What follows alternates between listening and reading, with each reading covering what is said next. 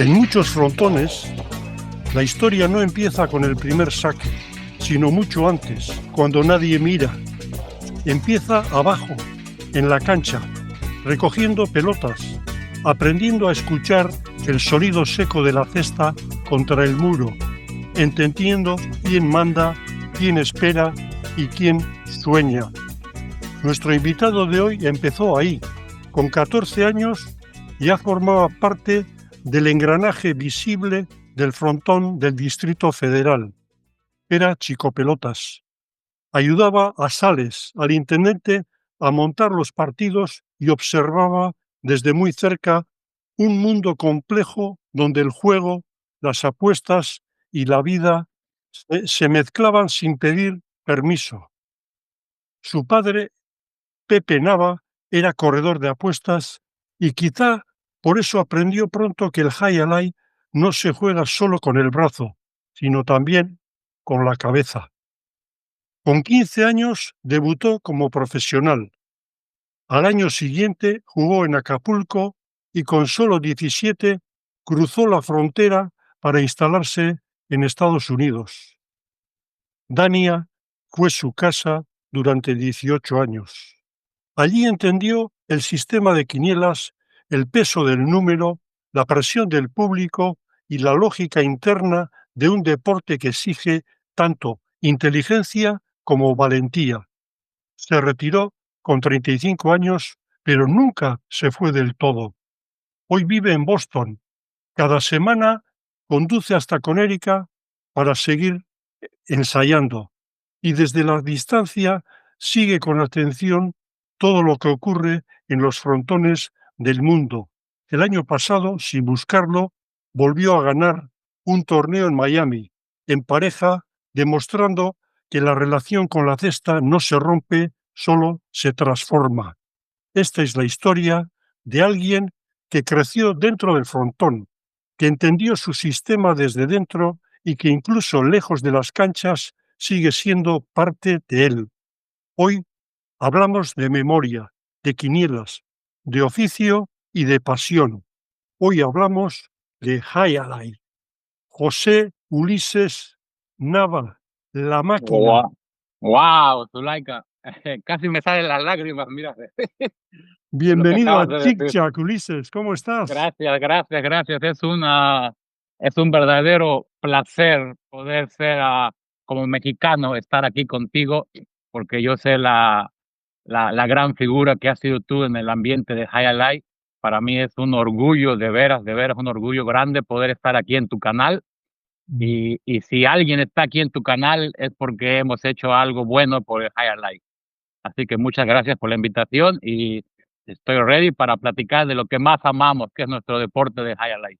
La primera pregunta que la tengo y no me puedo resistir. La máquina, ¿de qué? La máquina.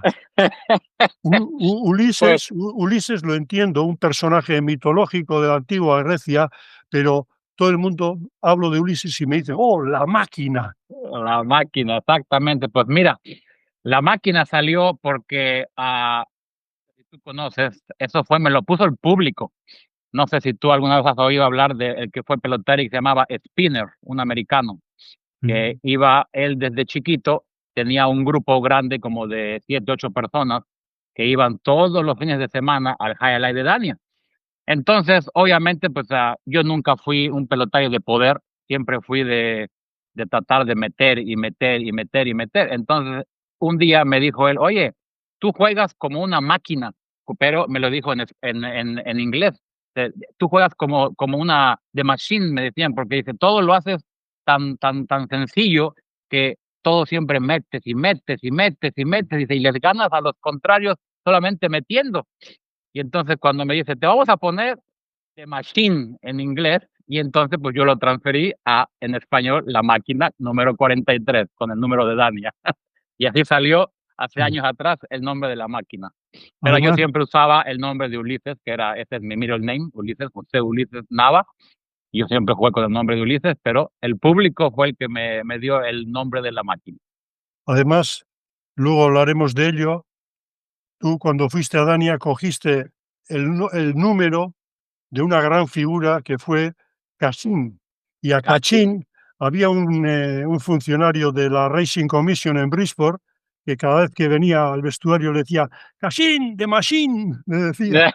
Pues mira, por algo, yo siempre he dicho que, y por eso ahorita te voy a contar esa historia, por eso yo siempre he dicho que el destino de la vida, siempre alguien tiene una historia que al final, pues Dios, yo siempre he creído mucho en Dios y precisamente le doy siempre, antes de empezar la entrevista, le doy gracias a Dios porque Él es el que nos lleva por el buen camino y siempre hay pues alguien tiene siempre una historia y ese fue el destino, tú sabes, y el destino fue donde me puso a mí, a donde estoy ahora. Efectivamente. Eh, Ulises, hay que estar chiflado, no sé si eso en México se dice, Sí, para sí. después de 18 años en Dania, te retiras y te vas ¿a dónde? Y a Boston, A Boston. que no hace más que nevar y hace un frío del carajo en invierno al menos. Pues podemos empezar por ahí. Yo me mudo para acá porque cuando se cierra Dania en el año 2015, obviamente pues nos fuimos un año todos los pelotaris.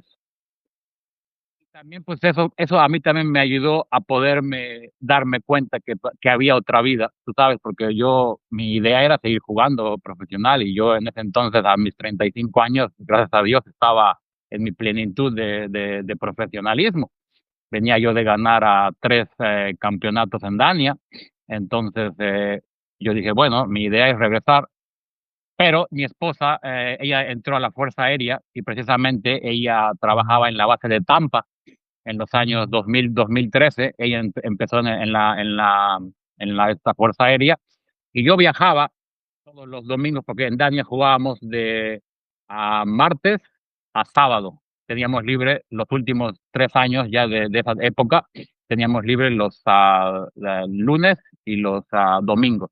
Entonces yo viajaba todos los sábados por la noche, me iba hacia Tampa y me quedaba ahí domingo y lunes, y precisamente siempre pasaba yo enfrentito donde estaba el Highlight de Tampa, que ahora es el Home Depot, y ahí pues estaba la base más adelante.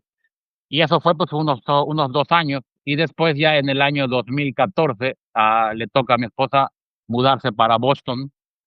Entonces, pues, yo viajaba, después, iba cada 2 semanas, tenía que viajar de Miami a Boston y regresar en 2 días otra vez, y así lo hice durante un año. Y cuando se cierra Dania, obviamente, pues, me vengo acá. Mi idea era regresar a jugar a Dania, incluso nos mandó Benny el contrato en noviembre. Pero, pues, tuve la suerte de que encontré una empresa muy buena, donde es como decir los groceries del Publix. Entro yo a esa tienda, fuimos a comer ahí porque la habían abierto como de cuando yo llego aquí a Boston, la habían abierto por primera vez como igual 4 meses antes y estaba recién abierta. Me dice mi esposa: "Vamos a comer ahí para que veas un lugar que yo fui a la inauguración y me quedé sorprendida". Y digo: "Okey, pues vamos". Entro yo a ese lugar que la compañía se llama Wegmans, es como decir los Publix, pero más grande, y es un estilo europeo, como está todo ahí, y yo entro ahí y yo me quedo impresionado, y dije: "Guau, ¿y este lugar qué es?". Y pues yo en el año 2000, yo estudié para lo que es Culinary Arts, y estuve 2 años para lo de chef y todo eso. Entonces dije: "Bueno, a lo mejor eso me puede servir para entrar", pero yo no quería un trabajo donde estuviera yo sentado en una oficina, porque mi idea, pues, era regresar a jugar, yo quería estar activo y mantenerme físicamente bien. Entonces, yo dije: "Pues bueno, voy a buscar desde abajo, no me importa lo que sea", porque gracias a Dios, pues, teníamos todavía Dania nos estaba pagando la mitad de sueldo por, 4 o 5 meses, hasta abril. Entonces dije: "Bueno, pues el problema no es el dinero, el problema es, hacer algo, ¿sabes? Para no estar en mi casa sin hacer nada". Y entonces, la única oportunidad que había era lo que le llaman helping hands, que son los que están afuera de la tienda jalando los carritos, imagínate. Después de que la gente compra las compras, se iban al carro y eran los carritos. Y dije: "Bueno, pues oye, a mí no importa si empiezo desde abajo, total, así a veces aprendes más".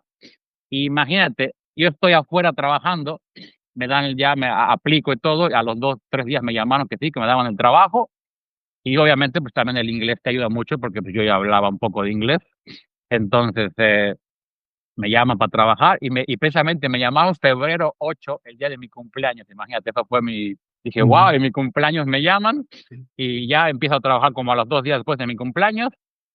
En el 2015, Zuli, cae la peor Nevada, Boston, después de 15 años, y yo estaba afuera trabajando, imagínate, yo venía de Miami y trabajando afuera, oye, en 2 meses que trabajé ahí afuera, bajé 15 libras y yo dije, mi madre, ¿a dónde me vine a meter?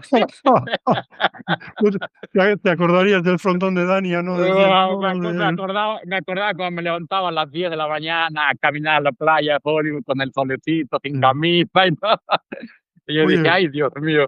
sí, Ulises, yo recuerdo, te conocí como pelotari viéndote jugar por internet y me llamaba la atención tu estilo de juego. Parecía que tenías un chip, un GPS metido en la cabeza porque decía, Eh, joder, la pelota le va a este hombre de todas, todas. Este tiene un, un don, un imán, ¿no? Y luego otra cosa que me llamaba la atención, cosa que a día de hoy casi no se ve, es que con la derecha, cómo metías la pelota en la pared izquierda o en los pies del delantero. O sea, es eh, un estilo de juego que desgraciadamente, pues bueno, esperemos que se recupere, pero eras un artista, no eras pegador, pero es lo que en el argot puntista decimos un vaya pelotari. Muchas gracias, Zuleika. Pues precisamente por lo mismo, por lo que pues yo tuve la gran suerte de empezar desde joven de ball boy y pues vi en el Frontón México, tú sabes que a veces uno dice, ah, pues yo quiero ser como él, pero cuando tú ves a la gente jugar, de ahí aprendes mucho. Ahí es donde tú aprendes más que nada viendo. Y a mí me encantaba ver, eh, pues, se puede decir que desde los primeros partidos hasta el estelar, el último, las quinelas en México, pues yo veía y ahí aprendí mucho.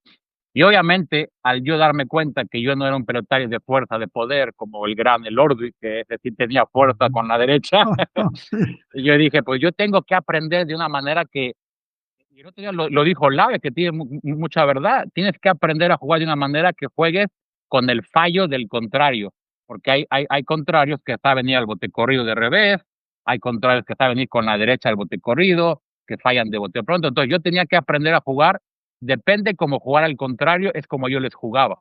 Si había un delantero que fuera alto, ah, pues a ese le va a doler agacharse, le va a tirar a los pies. Si había un delantero que era chaparrito, ah, pues ese le va a tirar a pasar, porque le va a costar trabajo ir arriba.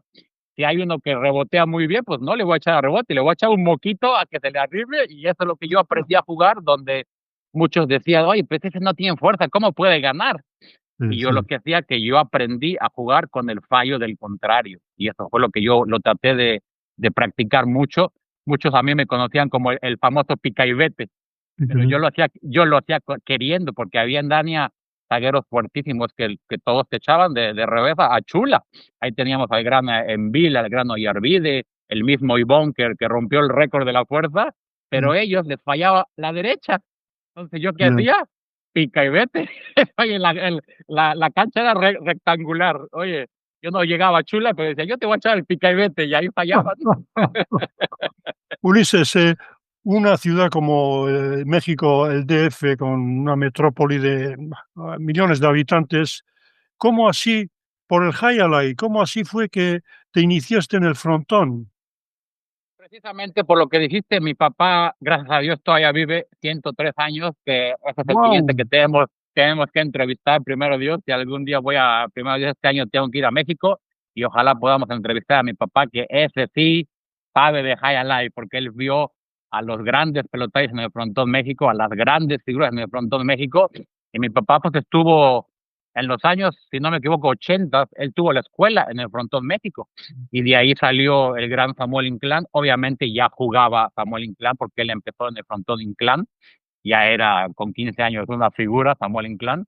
Y mi papá tuvo a muchos grandes que estuvieron ahí, como el hijo de López, estuvo Alejandro Zafón, que Alejandro Zafón hoy en día es uno de los que lleva las escuelas en el Frontón México, que también sería muy bueno a lo mejor entrevistarlo, porque él sabe mucho de highlight y fue profesional muchos años.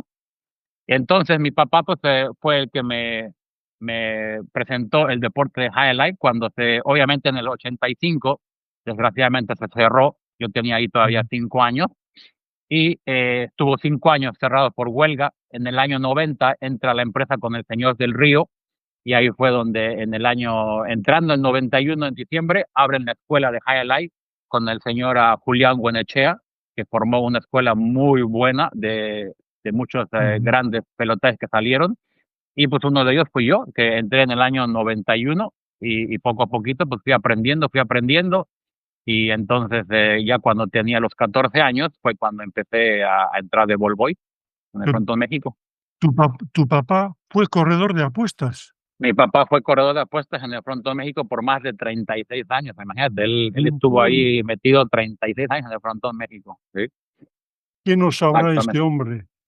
Uf, si alguien sabe de highlight es el señor Don Pepe Nava, este sí sabe de highlight. ¿Hablabais mucho de pelota en casa?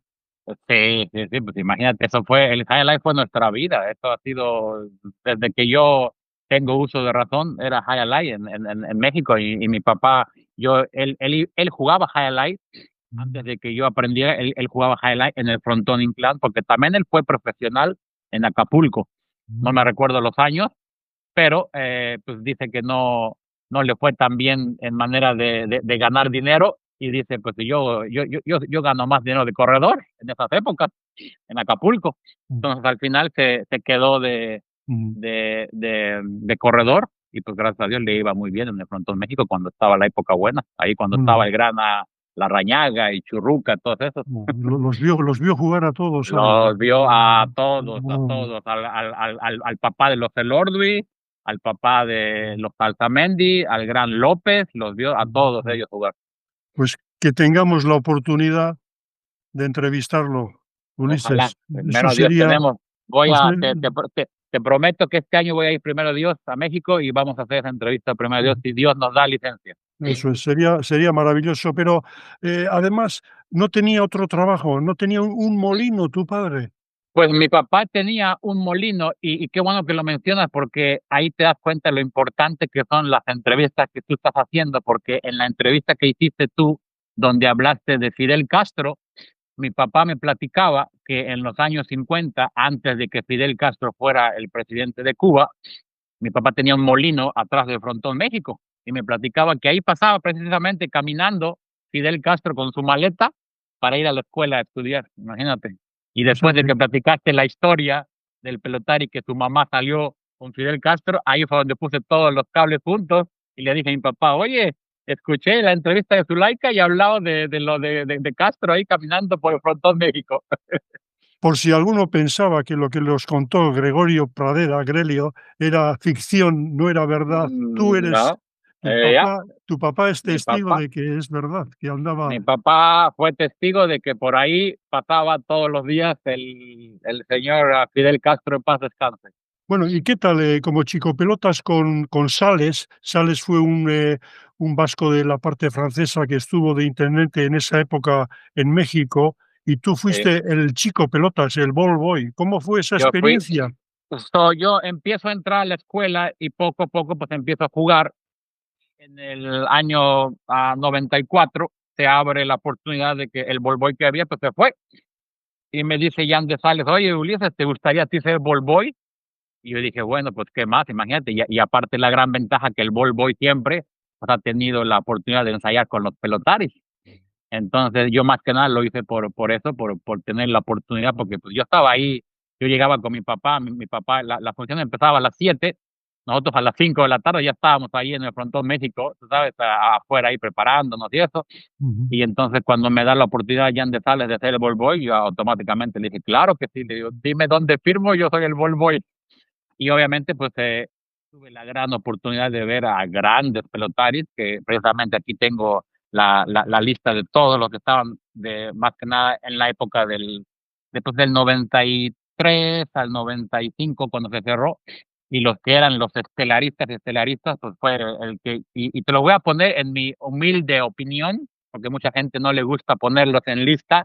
Yo te los voy a poner en lista, en mi humilde opinión, de los que para mí fueron el mejor ahí en el Frontón México, que fue como obviamente como yo soy zaguero, pues me gustaba mucho ver a los zagueros, y ahí el que se llevaba todo era el señor Elorza, que fue uno de los grandes pelotaris del Frontón México, que por eso le pusieron el caballo, porque era tan bonito verlo jugar que parecía que estaba galopando en la cancha.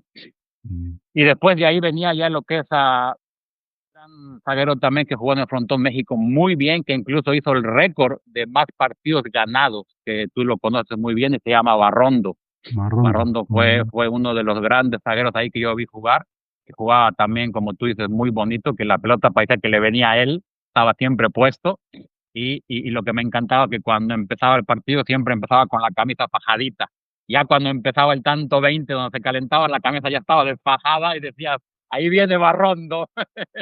Oye, es curioso, y lo dices porque Barrondo no fue un pelotari pegador, fue un pelotari en todo el sentido de la palabra, de arriba abajo, y una cancha tan larga le iba bien también, ¿eh? Porque lo que pasa es que la cancha de Frontón México, antes de que la renovaran ahora, antes era muy natural. Cuando estaba en la época de los 90 al 95, era una pintura que era muy natural. Y obviamente, pues había, yo como fui ball boy, había pelotas muy buenas para los estelaristas. Obviamente cambiaban siempre cuando ya era un primer partido, el tercer partido o los estelares. Siempre las pelotas de los estelares eran pelotas muy buenas.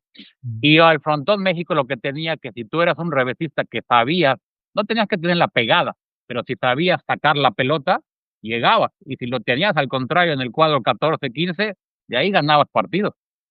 Ujú. Es curioso. ¿Y qué pelotaris, quiénes más te llamaban la atención? Pues ahí tú, El gran Samuel Inclán. obviamente, y yo siempre he dicho que de que el Frontón México cayera fue cuando Samuel Inclán desgraciadamente se lesionó, porque la gente, Zuli, iba al Frontón México a verle a Samuel Inclán, porque era un ídolo. Samuel Inclán fue para mí, obviamente, pues no me tocó ver mucho a Bolívar, todo el mundo habla de Bolívar y puede que tengan todos razón. Yo vi a Bolívar nada más un torneo en México, pero cuando nosotros veíamos a Samuel Inclán, eso era algo impresionante, que daba unas ventajas que era una belleza verle jugar a Samuel Inclán. Y más que yo estaba ahí al lado de él, imagínate, que fue algo, para mí nunca se me olvidará los partidos que yo le vi a Samuel Inclán. Era impresionante de la manera, y no tanto por la fuerza, sino por la valentía que tenía ese pelotario de ir a la pelota adelante, al aire, tú sabes, como se debe.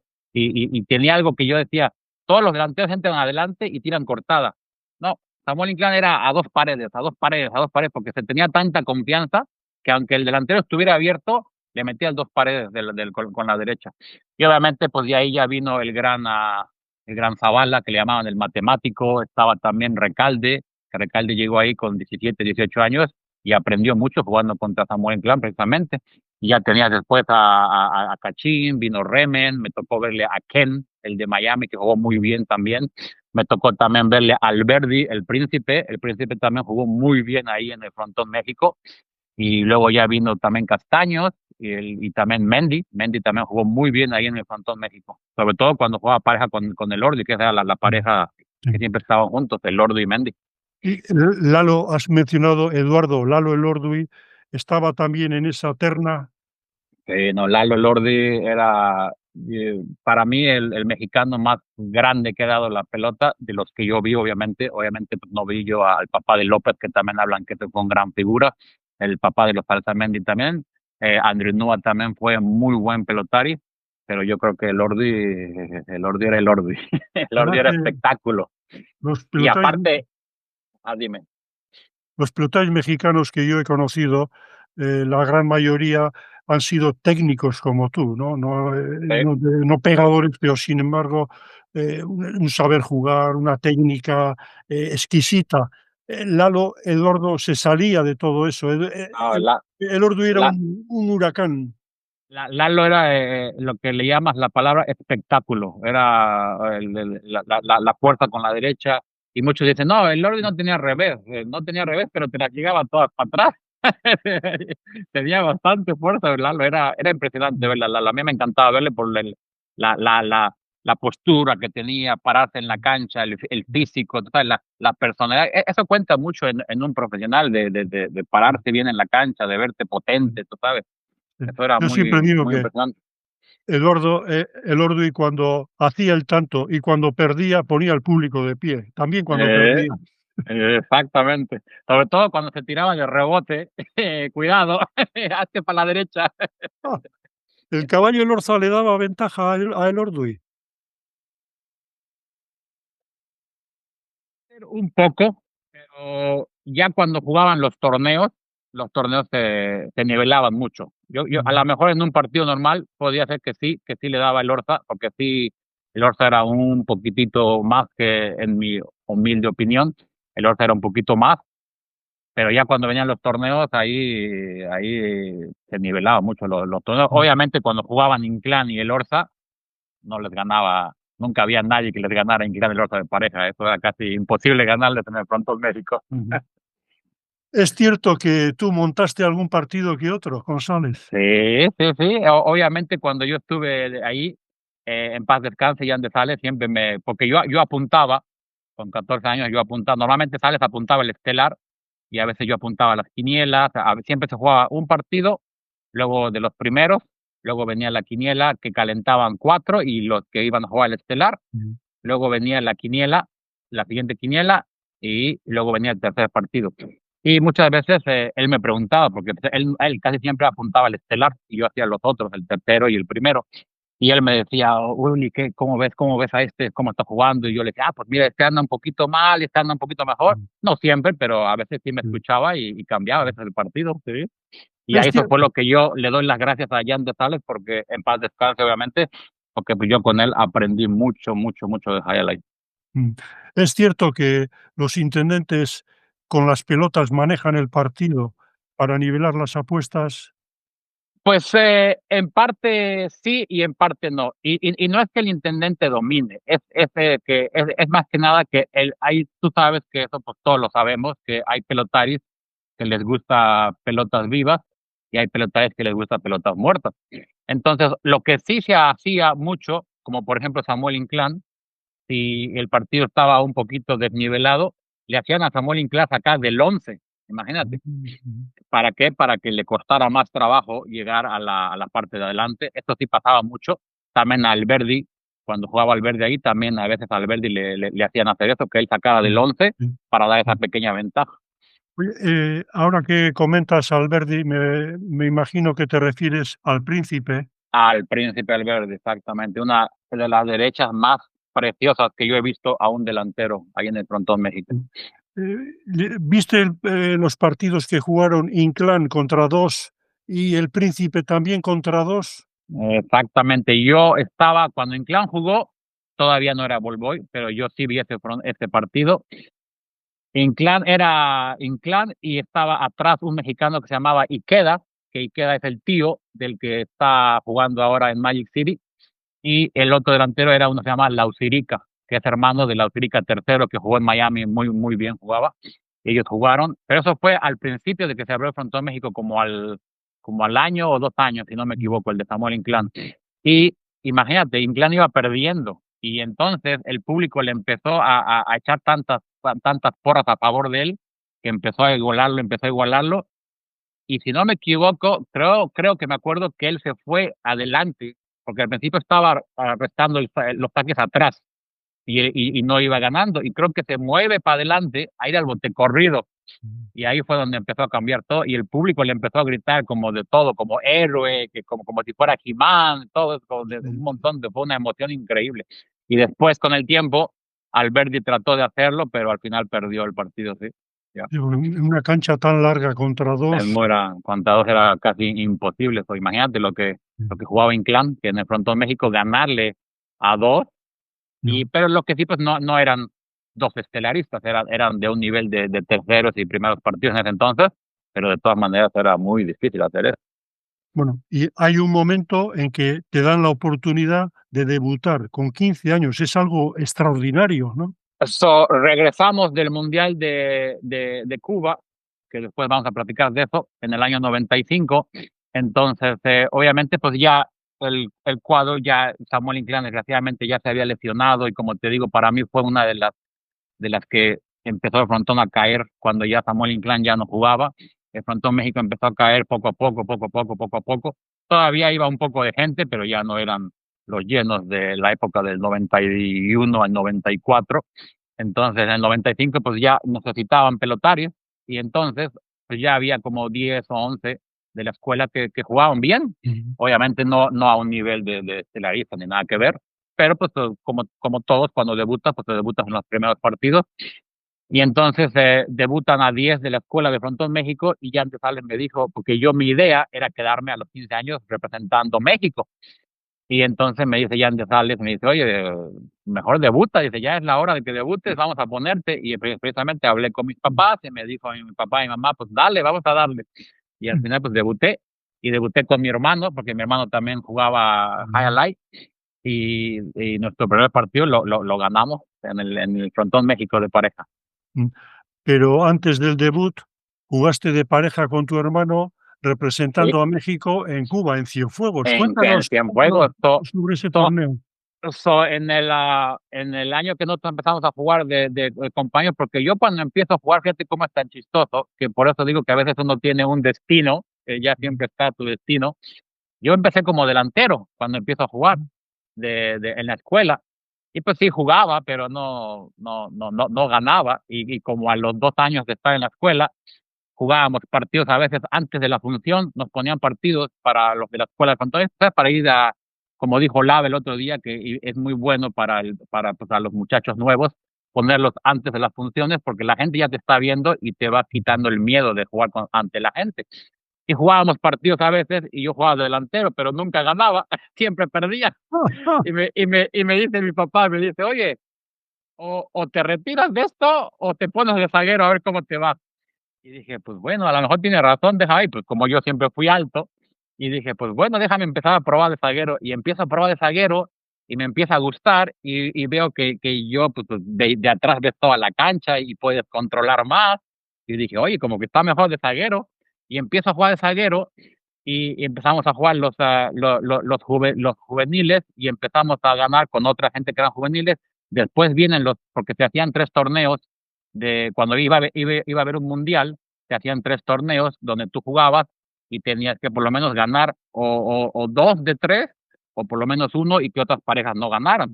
Y de esos 3 torneos, mi hermano y yo entramos, sub-22 eran, porque el mundial era sub-22 en Cuba, y ganamos 2 torneos, y el tercero quedamos en segundo lugar. Y por puntos, mi hermano y yo éramos la pareja número 1 para ir al mundial, y la pareja número 2 era Mikel Arriola, que Mikel Arriola hoy en día pues es el presidente del fútbol mexicano.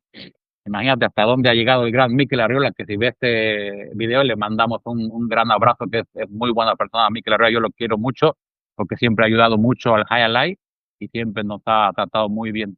Y el otro zaguero era Ituarte, que también es un mexicano vasco que vive ahora en México y jugó muy bien al Highlight también. Y pues fuimos ya llega el mundial, y entonces llegamos ahí, y era Francia, España, Cuba y México, nomás eran 4 países, y creo que Filipinas también. Entonces, la pareja francesa era Irastorza y García, el papá del muchacho García que está jugando en Dania. La pareja española era Envil y Alberdi II, que ahora creo que juega con el nombre de Oregui cuando fue profesional, y también estaba Olate, que jugó en Dania muchos años y en Milford, y había otro que se llamaba Eneco, que también jugó en Dania muy bien, el zaguero Eneco. Entonces, pues nada, ya estaban calentando cuando llegamos al frontón de Cuba, fíjate, 74 metros de frontón de Cienfuegos. Entonces, pues nosotros nunca habíamos visto esa cancha y estaba lleno a tope, pero imagínate, tenían que apagar las luces de todo alrededor de Cienfuegos, no sé, como entre 10 cuadras alrededor, apagaban las luces para poder prender las luces del frontón. Imagínate cómo estaba en esa época lo de Cuba. Entonces allá llegamos y estaban entrenando España contra Cuba, y nosotros éramos el segundo partido contra Francia. Y llegamos a las butacas de mi hermano y yo, y están calentando, y le digo a mi hermano, lo primero que me viene a la mente, le digo a mi hermano, porque vemos que le daban al cuadro 9 y al cuadro 8, y le digo a mi hermano, oye, a esto les vamos a ganar, si no la llegan ni a rebote. Bueno. Lo primero que me vino a la mente, le digo, esto les vamos a ganar fácil. Le digo, si mira, no tienen fuerza, no te preocupes, esto lo vamos a ganar. Y ya empezamos el partido, y de vez en cuando la llegaba en Vila rebote, ¿verdad? Y ya pasa, gana España, le gana Cuba, y entonces vamos nosotros a calentar. Ay, Dios mío, me pongo la cesta. Ya sabes que tú cuando tiras tu primer pelota de revés, pues le das del 10 al 8, ¿sabes? Le doy, Zulaika, la pelota al cuadro 4, al cuadro 4. Yo dije: "Dios mío, ¿qué es esto?". Ahí ahí Y, ahí di ahí dijiste: "Tengo que aprender a echar el pique y vete", ¿no? eh, dije: "Aquí ya nos amolamos, oye". Zuli, nunca, nunca la llegué a rebote, ni en los ensayos, ni en el partido, ni en nada. Y imagínate, me paro al lado y veo a un francés de este tamaño, el señor Irastorza, con 19 años, y dije: "Ay, mamá, tengo que jugar contra este". Ay, eso es bueno. Pues Oye, eso fue la anécdota del Mundial de Cuba. Y entonces, pues, obviamente nos gana Francia, nos agarró, y yo jugué mal, la verdad, hay que decir la cosa. Mi hermano jugó muy bien ese partido, yo jugué mal, y nos ganan 35-20 más o menos. Pero dije yo, pues, yo siempre creo que el deporte te da una segunda oportunidad, y yo dije en mi mente, porque yo siempre he sido una persona muy, muy positiva. Yo dije: "Algún día te voy a agarrar, Irastorza, algún día te voy a agarrar". Y luego te vi esa historia. oye, ¿y Así fue. quién ganó el torneo? Pues fue una final impresionante. Haz de cuenta que estabas viendo jugar ya a profesionales. Era España contra Francia. La final fue en Ville con, creo que con Oregi fue el que jugó. Él era el primero contra Irastorza y García. Y iban Perdón, ganando. perdona, Ulises, ¿te refieres Oregi, pero Alberdi segundo de Zumaya? Al ver de segundo de Zumaya, que con el tiempo fue campeón del mundo con J. Arriaga. Mm, Entonces, él era la pareja número uno con Envil.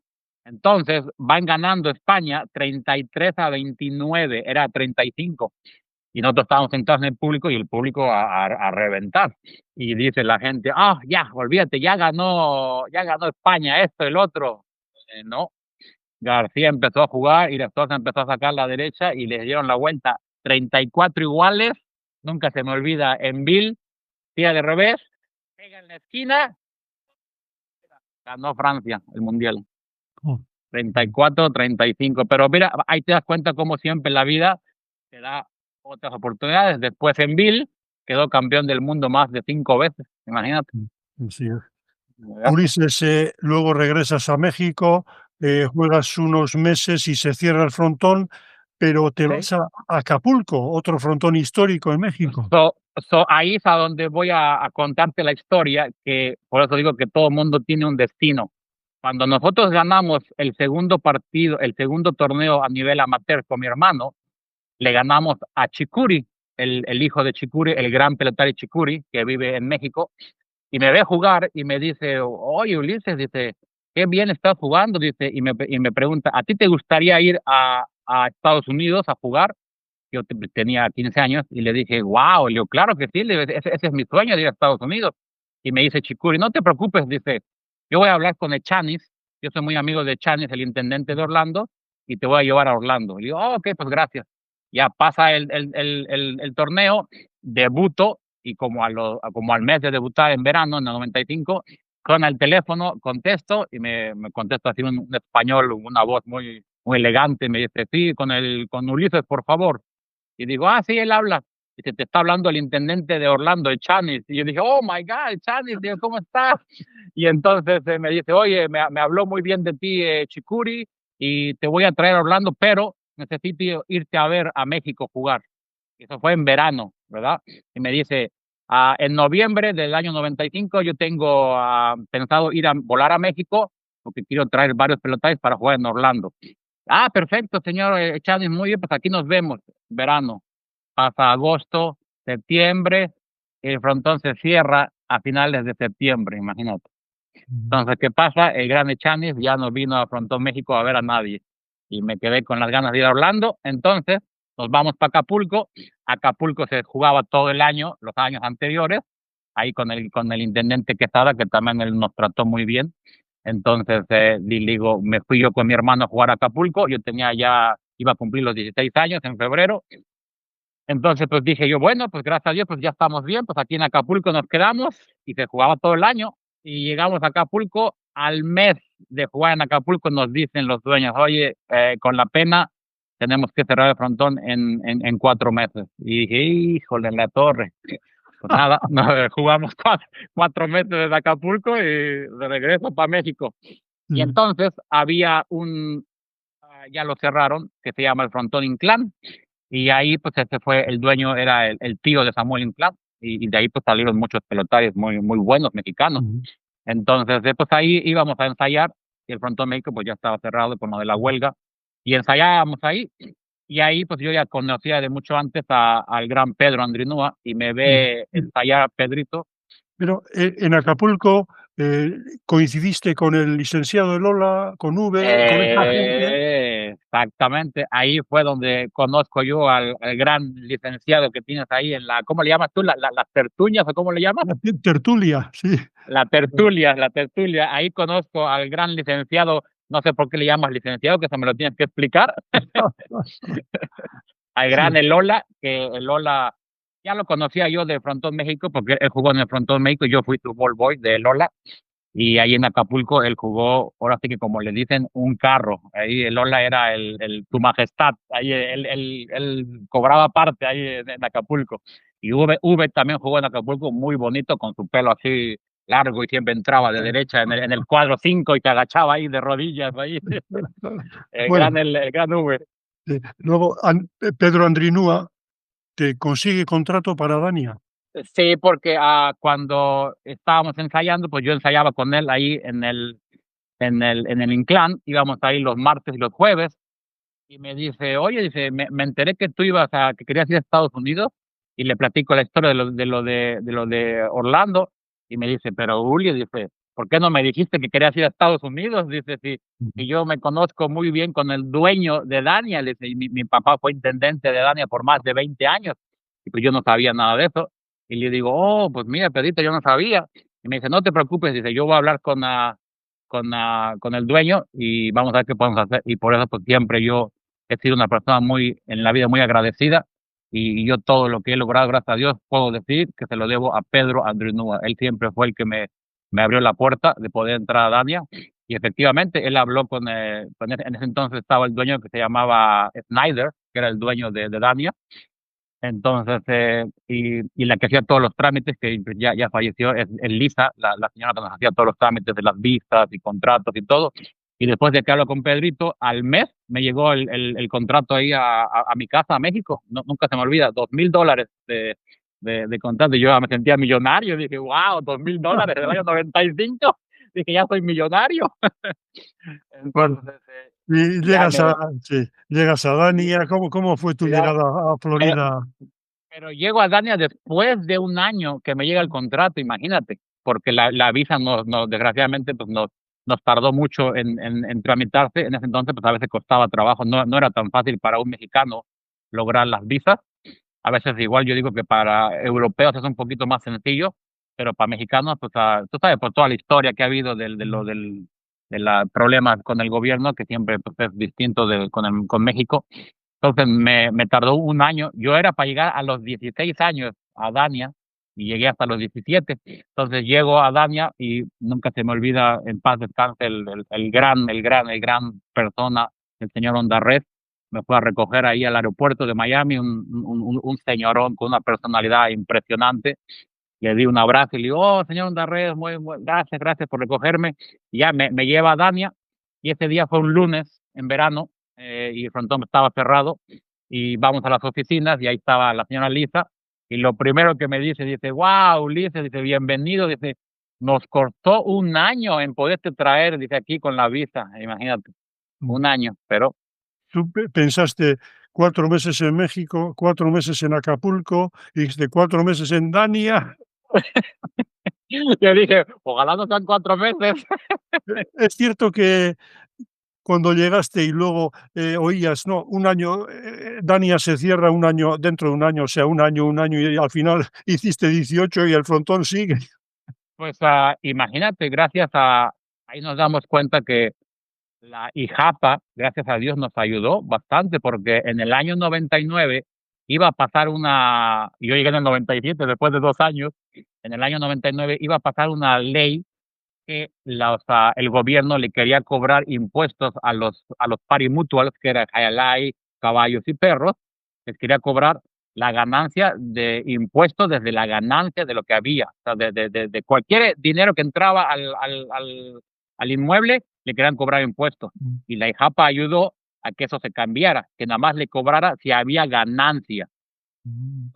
o en los parimutuos. Entonces lo que se hizo fue que fuimos se puede decir que un piquete hasta Tallahassee, se reunieron todos los pelotaris, casi la mayoría, y fueron a Tallahassee, y ahí fue que se Mm. ayudó, y el que estaba en ese entonces pues, que ayudó mucho fue Ricky Laza y el gran Glenn Jones, que en paz Mm. descanse, Glenn Jones ya falleció, pero gracias a ellos se pudo salvar el Mm. highlight en la Florida, porque en el 99 se iban a cerrar casi todos los frontones.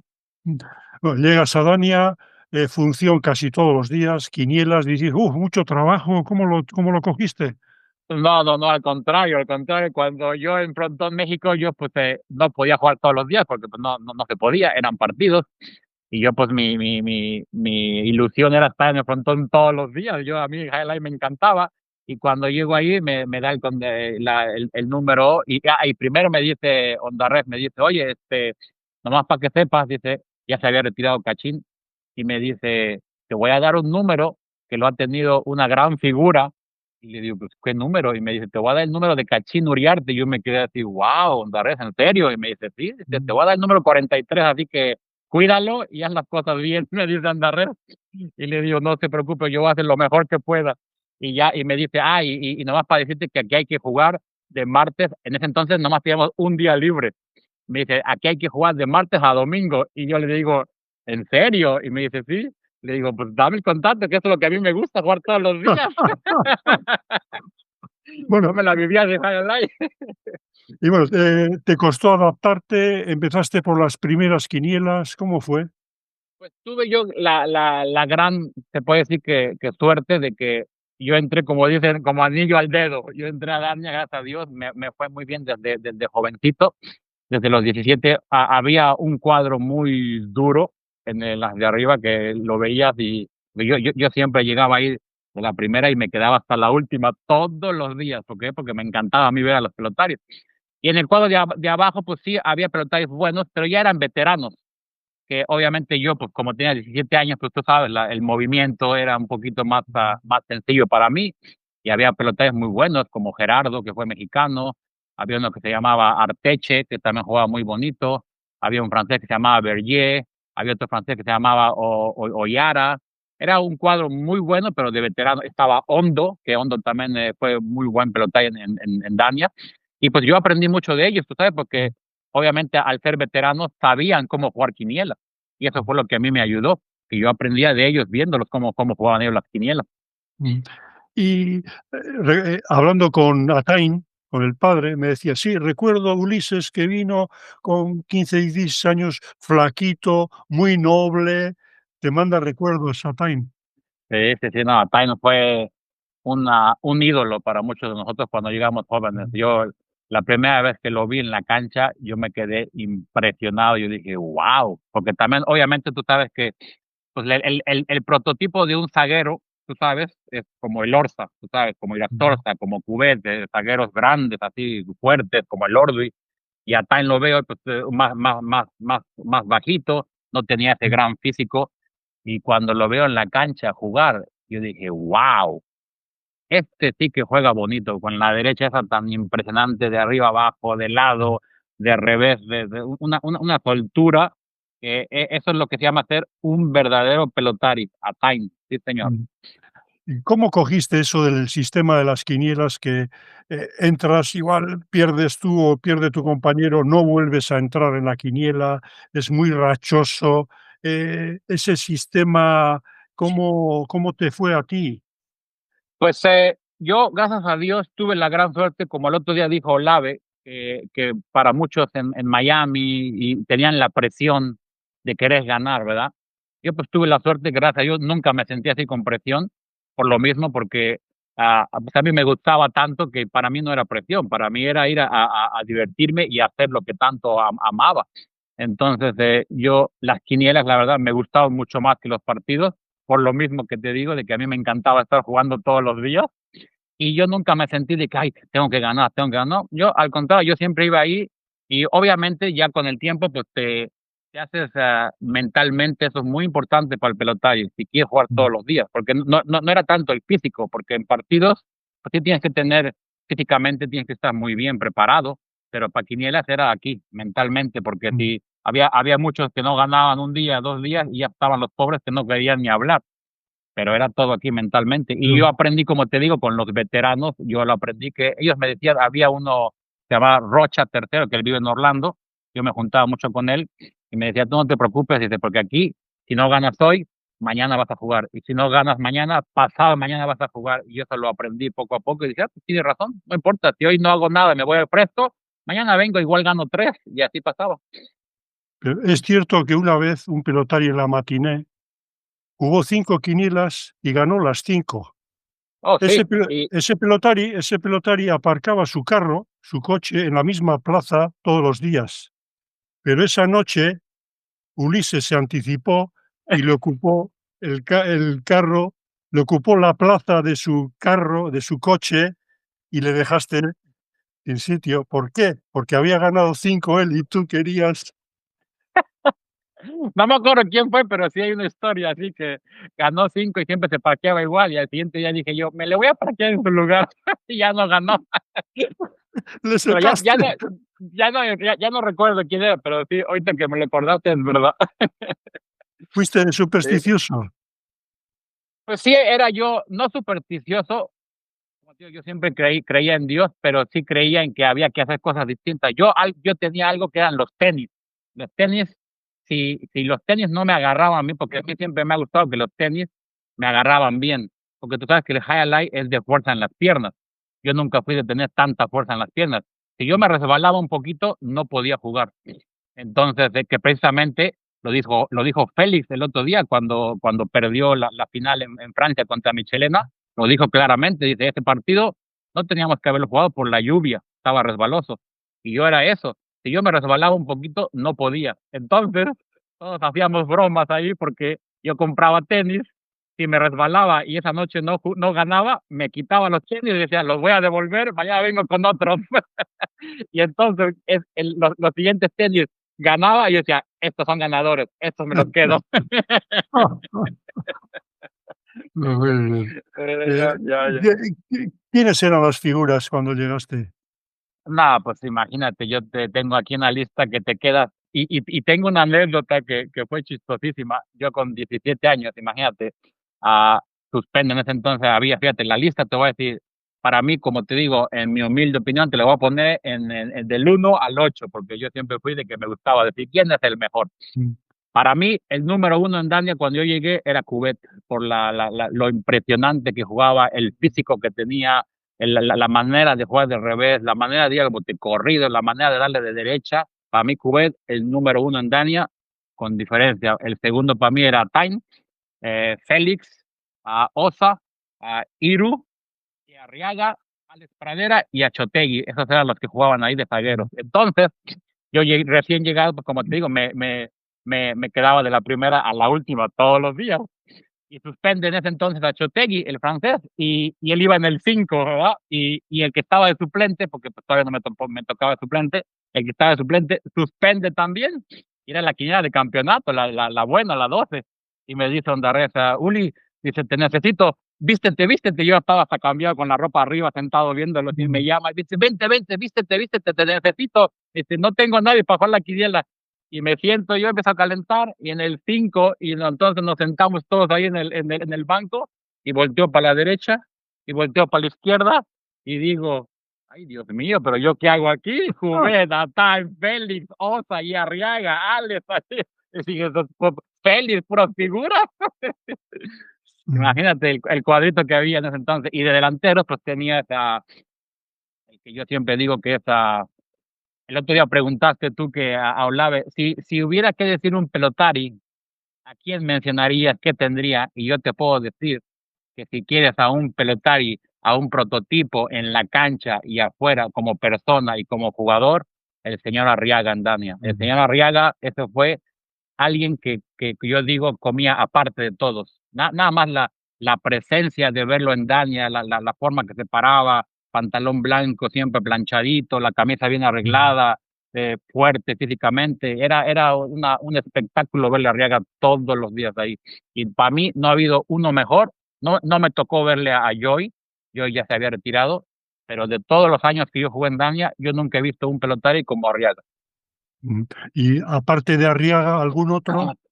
Sí, y había en esa época cuando yo llegué, pues el cuadro era Arriaga, estaba Bejereche francés, estaba Barronio, estaba Zen, estaba Armendáriz, había un mexicano muy bueno que se llama Gallardo, de Tijuana, y luego estaba Celaya, y también estaba, que Celaya es tío del que está jugando ahora en Dania, y también estaba Urquidi, que él vino de Milford también, muy bueno Urquidi también, este era el cuadro ahí de los de arriba. Qué grandes pelotaris hubo, ¿eh? No, impresionante, impresionante. Imagínate, te voy a contar esta anécdota precisamente de cuando te digo yo que yo soy una persona muy positiva y yo dije, algún día me voy a agarrar a Irastorza. Entonces, en el año 99, en Dania, no sé si tú sabías que antes se celebraba el Día del Tomate, porque Dania pues es una ciudad que se celebraba mucho, se conocía porque nacía ahí el tomate. Incluso enfrente de Frontón había un lugar donde vendían tomates, una señora ahí lo sacaban de atrás de la huerta. Entonces, pues siempre se hacía todos los años un desfile por la US One, daban vuelta ahí en Dania Beach Boulevard y acababa el desfile ahí, donde desfilaban pelotaris y había gente y había un montón pues, era algo bonito. Y en la noche se hacía un torneo en esas épocas que le llamaban el torneo del tomate. Y entonces normalmente pues los años anteriores jugaban siempre pues los mejores pelotarios de cada frontón o de Dania, eso jugaban. Y ese año, en el año 99, yo acababa de ganar el Most Win en Dania con 19 años. Entonces me dice, ya en ese entonces pues ya estaba Arregui, ya Ondarres pues desgraciadamente ya había fallecido y ya había entrado Arregui de intendente. Y me dice Arregui, me dice, oye, vamos a hacer un torneo del tomate, pero este año lo van a hacer de países. Dice, y te voy a poner a jugar. Y yo le digo, pero Arregui, le digo, yo te pinto ahí con 19 años, le digo, yo no tengo el nivel para jugar este torneo. Me dice, no te preocupes, te voy a poner con uno que te va a llevar muy bien. Y ahí es a donde yo digo que Gallardo es uno de los, se puede decir que después de Inclán, el segundo mejor mexicano delantero que yo he visto, y te voy a explicar por qué. Imagínate la categoría que había en ese torneo. Francia, Michelena y Rastorza. Era la pareja francesa. La otra pareja era Christophe con Cubet, que Christophe también jugó muy bien ahí en Dania. La pareja de España, Arriaga con Iru. La otra pareja de España era Alberdi, el príncipe, con Elisegui. Imagínate, el gran Elisegui. La pareja de Estados Unidos, con Brett, venían representando Milford, todavía estaba Milford abierto en ese entonces. Y la otra pareja americana era Adam, que jugaba en Miami, las líneas de arriba, con Jimbo. Y Jimbo era un zaguero que vino de Tampa, cuando se cerró Tampa, y jugaba en Dania. No era gran figura, pero jugaba muy bien. Y la pareja mexicana, pues era Gallardo conmigo, y la otra pareja era Reveles, que jugaba en Miami, y Queda también jugaba en Dania muy bien. Entonces, pues empezamos a calentar y eso, y pues ya sabes, yo 19 años, yo estaba más nervioso que nada, y el frontón lleno a tope, y íbamos en el 7, la primer quiniela. Y antes de entrar a la cancha, ya para la quiniela estaba ya empezada, me dice Gallardo, ahí antes de entrar a la cancha, me dice, Uli, tú no te preocupes, porque me vio la cara de que estaba rojo, y me dice, Uli, tú no te preocupes que yo me encargo, tú nada más cúbreme la chula.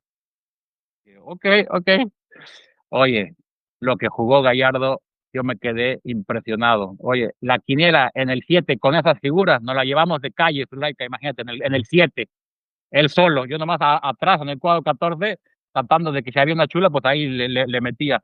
Y Gallardo solo, al suelo, a dos paredes, tremendos rebotes, ganamos la primera quiniela y en esa quiniela me acuerdo que venía Irastoza con Michelena y ellos venían de ganar la NAF, imagínate, la NIF, venían Michelena y Irastoza a la pareja y yo dije, bueno, pues aquí no te voy a echar la chula, pero agarré una donde le eché un picaibete que abrió a Michelena en el cuadro 4 y la pelota le pasó por arriba y las tortas. Y dije yo, algún día te iba a agarrar, aunque sea un tanto, pero oye. Es el revés de escoba, ¿no, Uli? El tac. Al 4 y medio y Michelena se quedó así que, ¿y esto qué es? Oye, Imagínate.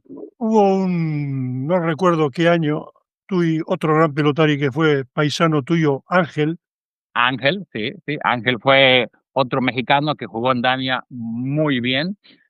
Y con él fuimos al Mundial del 2011, que precisamente tú estuviste ahí narrando los partidos, que narraste nuestros partidos muy bonitos y te lo voy a agradecer toda la vida porque hablaste muy bien de nosotros.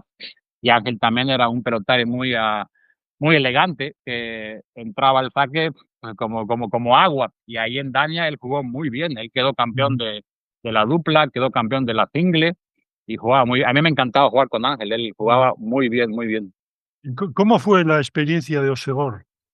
Pues Osegor fue algo muy bonito. Cuando llegamos pues todos y te tengo una anécdota ahí con Totorica, y eso te va a encantar. Entonces, yo ya conocía a Totorica de antes, ¿verdad? Pero pues nunca fue de tener ese contacto también, porque pues, Totorica pues llegaba y pues más que nada hablaba con los pelotarios, tú sabes, los estelaristas. Entonces, ya en ese entonces, con el tiempo pasa, llegamos ahí a Osegor pues fue una experiencia muy bonita porque pues nos trataron muy bien, ¿no? Oye, nos dieron hotel y hospedaje y todo pagado, nos pagaron muy bien por jugar ese torneo y teníamos que jugar contra Estados Unidos para calificar para el torneo, para entrar, porque las parejas ya estaban puestas, pero hacía falta una pareja y era entre Estados Unidos o México.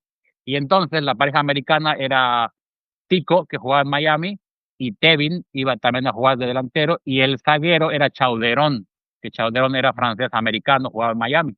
Pero cuando vuelan para allá, parece que Chauderón se lesiona y no tenían zaguero. Entonces Tevin dijo, pues yo voy a jugar de zaguero, yo contra México les vamos a ganar.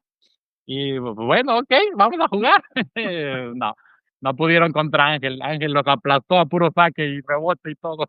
Le entraba todo y ganamos y entonces ya al siguiente día calificamos para jugar contra los españoles que eran Bill y Eguiguren Mm. y entonces el primer set nos ganan y el segundo set casi lo ganábamos, perdimos por un tanto, 15-14. Nunca se me olvida, Eguiguren salimos y me dice, oye, Uli, ¿pero qué te hice? Dice, no fallabas una allá atrás. El grande Eguiguren, si está, algún día lo ves este video, te mando un gran abrazo, Eguiguren. ¿Coincidiste con él en Dania? Sí, sí, sí, él jugaba, yo jugaba las medianas cuando Eguiguren jugaba ahí, que también Eguiguren jugó muy bien y ganó también triple coronas ahí en Dania. Era un gran pelotari también Eguiguren y muy buena persona, siempre me trató muy bien a mí. Mm. Eh, ¿Se ha perdido esa tensión estratégica en la manera de jugar y pensar de tu época a la de ahora, tú crees? Pues es que no, yo digo que no es que se haya perdido, lo que pasa es que también ahora tenemos, y vamos a entrar a ese tema, que es un tema que a todo el mundo le gusta, pero en la época de nosotros, acuérdate, Zuleika, que teníamos la gran ventaja de jugar todos los días. Entonces, tú como profesional, la única manera para mejorar es, obviamente, queriendo mejorar, escuchando consejos y también estando en la cancha todos Mm. los días.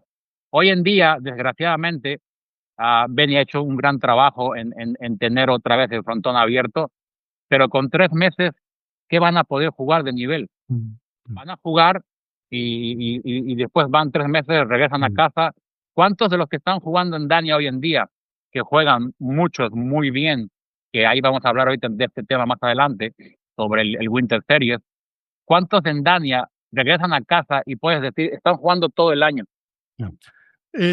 Cuando tú te haces veterano ya en Dania, claro, 18 temporadas son muchas, ¿no? Hay una evolución, una transición en edad, en juego. Cuando llegaba la gente joven, ejercías de veterano, te escuchaban. Sí, sí, sí. Muchos de los zagueros que jugamos ahí, y ellos te podrán contar, yo les ayudaba más que nada a explicarles, porque desgraciadamente en los deportes y en el highlight ha habido, tú sabes, muchos celos. Entonces, a veces cuando alguien ganaba, pues unos de otros no les gustaba. Y yo les enseñé a muchos que en la vida, no tanto como el deporte, sino en la vida principal de cada persona, es cuando tú aprendes a disfrutar el triunfo de los demás, ese triunfo te puede venir a ti. ¿Por qué? Porque tú te puedes mentalizar y decir, mira, lo que se está ganando y yo lo quiero lograr. Pero si tú mm, estás con celos de decir, no, pues ese ganó porque le ayudaron, no, ese ganó porque tenía el uno, 2 y 3, mm. al final eso te lo vas a meter en la mente y nunca vas a crecer. Y yo les enseñé a muchos que en la vida y en el deporte hay que aprender a disfrutar el triunfo de los demás porque algún día te va a llegar a ti. Pero había gatos, rivalidad extrema. Sí, sí, obviamente como todo, tú sabes, eso es, los gatos, esto ha existido en todos los frontones. El que diga que no había gatos te está mintiendo. Eso, había gatos buenos, había gatos malos. No me llevaba bien con todos porque eso es normal, tú sabes, no soy monedita de oro para caerle bien a todos. Pero por lo mismo, tú sabes, tú tienes que saber sobrellevarlo. Gracias a Dios hice muy buenos amigos ahí en Dania que todavía hasta la fecha nos hablamos. Uno de ellos Mm, es un hermano para mí, es Cubet. Cubet es como un hermano. Amigo Arena es como un hermano. Entonces, pues mm. sí, como te digo, te llevabas bien. Con muchos teníamos un muy bonito ambiente. Y había otro que, pues, sí, que había con gatos, pero pues lo sobrellevas, Sí, ¿sabes? sí. Oye, tú coincidiste en la época de Diego, de Eric. Entre Diego y Eric, ¿con quién te quedas en los torneos, en las quinielas? Pues mira, ahí escuché la plática de Eric y ahí voy a decir un poquito que no me gustó mucho cuando dijo que Diego no era, no, Diego era como al nivel de Eric o igual más, porque lo que pasa que eh, estaban muy parejos. La diferencia que tenía Eric, Eric era un pelotari que te venía y te podía jugar igual lunes a domingo. Y tú sabes que jugando todos los días es difícil, porque a mí me pasaba, yo no podía jugar todos los días al 100% porque pues, te ibas a romper por todos lados. Y eso es lo que tenía Eric, que físicamente estaba muy, muy bien, pero si había un torneo o esto, Diego jugaba como Eric o más. Y a mí, en lo personal, mi delantero favorito de pareja era Diego. A mí me encantaba jugar con Diego. El hombre todo el tubo, escuché, ahí era precioso jugar con Diego. A mí me gustaba más como compañero Diego que Eric. Obviamente Eric, lo que logró en día, imagínate, yo le ponía apodos a los pelotarios y Eric yo le llamaba el triple corona. El triple coronas. Triple coronas, porque oye, ganar 11 triple coronas, yo creo que no lo ha hecho nadie. Y obviamente, pues el nivel ya era un poquito más bajo de cuando estaba Cachín y yo y todo eso, Mm, pero de todas maneras sí, ganar 11 triple coronas en Dania estaba muy difícil. mm. Oye, has mencionado que tú ponías apodos a los pelotaris. En México eso se estilaba mucho, ¿no? Era cuestión del Sí, periodismo, no, todos los pelotaris, históricamente incluso, tenían y más de uno incluso. sí, eso no sé por qué sería que desde México siempre se ha hecho eso. Incluso había una persona que se llamaba Fernando Sierra, se llama Fernando Sierra, que él narraba partidos de la familia Sierra, que es una familia que ha habido muchos pelotarios en México, y es una familia muy conocedora de highlight, sobre todo la abuela, en paz descanse, la abuela Sierra, que la queríamos mucho, en paz descanse. Y Fernando Sierra, él era periodista muchos años y él narraba mucho el highlight y siempre él es el que le ponía los apodos, él fue el que le puso el caballo el Orza, el príncipe Alberdi, entonces de ahí salió eso de los apodos. ¿Sí? ¿Y qué apodos más pusiste en Dania? ¿A Diego le pusiste Pues alguno? a Diego, pues no, a Diego no tenía, pero tenía a Manex, no sé si te acuerdas de Manex, yo le puse el Mm, mm, natural, porque Manex era una persona que era muy fuerte naturalmente, que no necesitaba hacer pesas, nosotros nos teníamos que meter al gimnasio para hacer pesas, sí. estaba, a mi Gorena yo le llamaba Spider-Man, porque brincaba por las paredes, pero la que mejor me quedó fue la de Eric, el triple corona, el triple corona. Está bien eso, bueno. Sí, Bueno, y hay un momento que, claro, los años vas cumpliendo, es una te acercas a la retirada, has explicado por qué dejaste Dania, por tu esposa, por el trabajo de tu esposa, eh, sí. ¿ahorraste mucho dinero? ¿Fuiste una Pues persona gracias a Dios no, previsora? Pues yo puedo decir gracias a Dios con dinero, nunca he tenido problemas, nos fue muy bien, no es que somos millonarios ni nada que ver, pero gracias a Dios vivimos bien y nos va hoy en día mejor que cuando estaba en Dania. Sí se puede ahorrar siendo pelotario, obviamente viviendo como se vivía antes de que jugaban todo el año. Hoy en día pues ya no pueden, no creo que puedan ahorrar los que juegan ahí en Dania, es muy complicado, pero cuando estábamos en Dania pues jugando todo el año sí se podía ahorrar y se podía vivir muy bien. Entonces, Mm, gracias a Dios nos sí. fue muy bien. Y ahora, pues gracias a Dios nos va mejor que cuando estaba en Dani. Charlando contigo, una persona que siente pasión, una afición tremenda por el Jai Alai, con 35 años, que estabas en tu plenitud, porque un zaguero de tus características y no tuviste lesiones tampoco serias, ¿no? Entonces, No, no. se te hizo duro el día después decir: "Bueno, ya se acabó, el chamaco aquel del DF ha cumplido su carrera deportiva". Se me hizo duro y a la vez no. ¿Por qué? Porque cuando se cierra Dani, obviamente, eso nos ayudó a salir. Porque hubiera sido más duro si yo me hubiera tenido que ir y Dani hubiera seguido. Al cerrar el frontón completamente, pues dije, bueno, pues nadie está jugando, todos estamos iguales. Y entonces sí fue algo, pero donde fue más duro fue la decisión cuando me manda el contrato Benny en noviembre y me dijo, Uli, ya tenemos que regresar. Y yo ya tenía en el otro lado, tenía el contrato de ser asistente manager en Bakery. Entonces dije, híjole, ¿y ahora qué hago? ¿Me quedo, me voy? Y yo siempre, como te digo, pues he hecho bonitas amistades con otros pelotarios y a alguien que yo siempre he escuchado mucho porque me ha dado muchos consejos en la vida y para mí es como un hermano de otra mamá, es Patrick Cubet. Y yo le hablé a Cubet y le dije, Cubet, ¿tú qué crees? Le digo, ¿me regreso a Dania o me quedo ya en Boston? Y dice, mira, Uli, ya jugaste, dice, 18 años. Dice, gracias a Dios, nunca has tenido una lesión. Dice, jugaste muy bien, ganaste buenos trofeos. Dice, pero ¿cuánto más vas a jugar? Dice, ¿vas a jugar qué? ¿4 años? ¿5 años? ¿Vas a tener 40 años? ¿Y después qué vas a hacer? ¿Ir a buscar trabajo? ¿Y qué les vas a decir? Ah, yo tengo un bote pronto bien bonito. Ah, y tengo un revés que solito va. Dice, eso no te va a servir para la vida. Dice, vas a tener que empezar otra vez desde cero a tus 40 años. ¿Y qué va a hacer? Y ahí fue donde a mí me entró el chip y dije, tiene razón, es hora de decir gracias, gracias a Highlight. Nunca he dicho que me he retirado porque yo sigo activo, aunque sea amateur, pero ahí fue donde yo desperté y el que me abrió los ojos pues, fue Patrick Cubet. Vives en Boston, ¿cómo se vive el Jai Alai desde la distancia? Pues gracias a Dios hoy en día tenemos la televisión, que cuando nosotros estábamos en Dania no existía eso.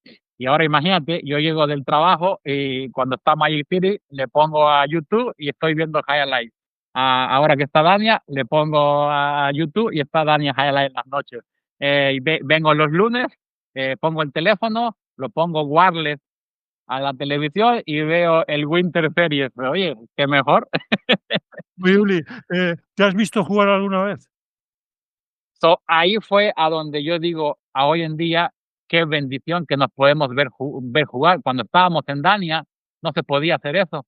Y ahora que jugamos ahí en Connecticut, tenemos nosotros cámaras donde lo ponemos en vivo y ahí nos vemos jugar en las cámaras de Connecticut. Y también, pues ahora he visto algunos videos en YouTube cuando yo jugaba en Dania, que lo has puesto, creo que Jesús Olivera, el gran artista de la pelota de Miami. Un abrazo al señor Jesús Olivera, que él pone muchos videos de highlight, y ahí es donde yo me he visto. Y precisamente ahí es donde te das cuenta que viendo se puede aprender todavía, porque precisamente yo nunca me había visto de revés, y yo me doy cuenta que cuando jugaba en Dania, ahora que veo los videos, agarraba de revés y caminaba hacia adentro. Yo digo, ahora me doy cuenta que por eso no tenía fuerza.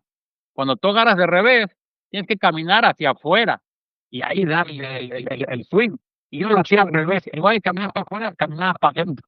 Y ahora Mm. que me he podido ver, ya no a un nivel profesional, pero mejor en el revés, viendo ese fallo, que al final puedes aprender viéndote tú mismo.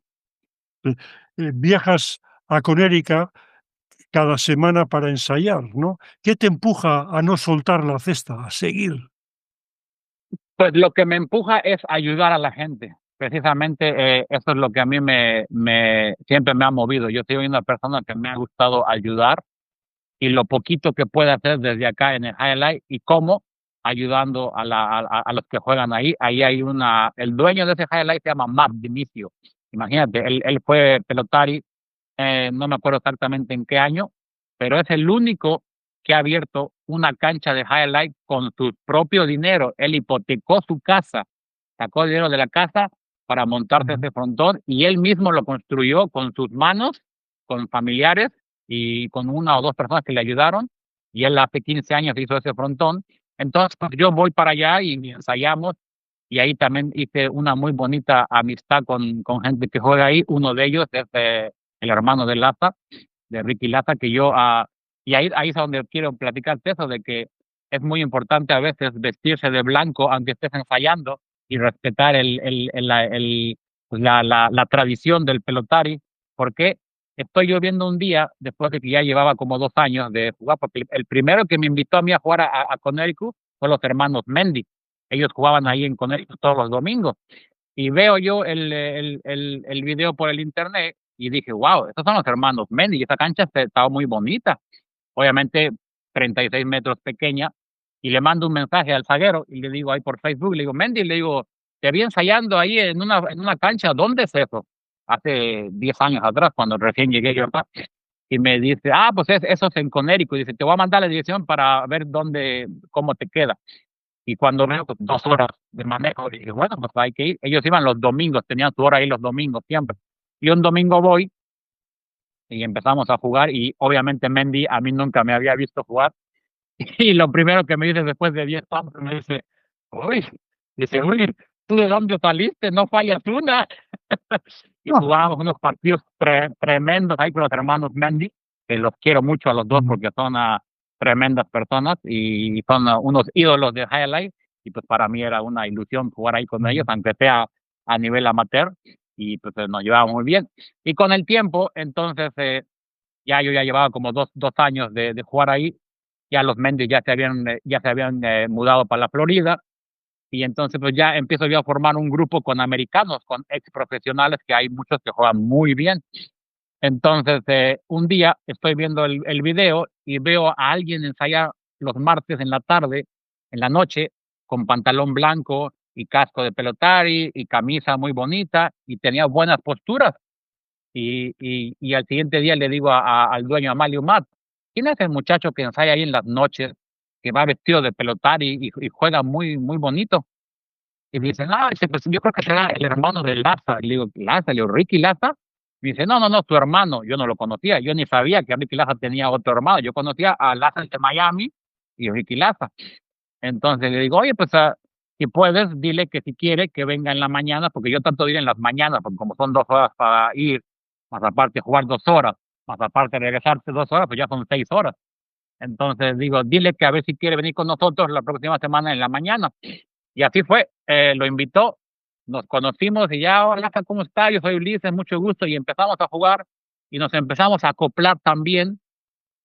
Poco a poco empezamos a jugar de pareja, empezamos a jugar torneos, como a los 6 meses jugamos un torneo de pareja y les ganamos a todos ahí en Connecticut, que eso nunca había pasado, porque Laza, él jugó de profesional 3 años, creo que fue en el norte, y desgraciadamente se lesiona de una rodilla, muy fuerte la lesión, juega 3 años, se retira, viene todo lo de la huelga, y pues él deja todo esto después de hacer todo el piquete y todo eso, pasan 3 años, y pues él se empieza a estudiar, se dedica a otras cosas y deja el highlight, y él se olvida del highlight, hasta después de los 55 años regresa, y obviamente pues no estaba encachado ni nada, le costaba mucho trabajo meter.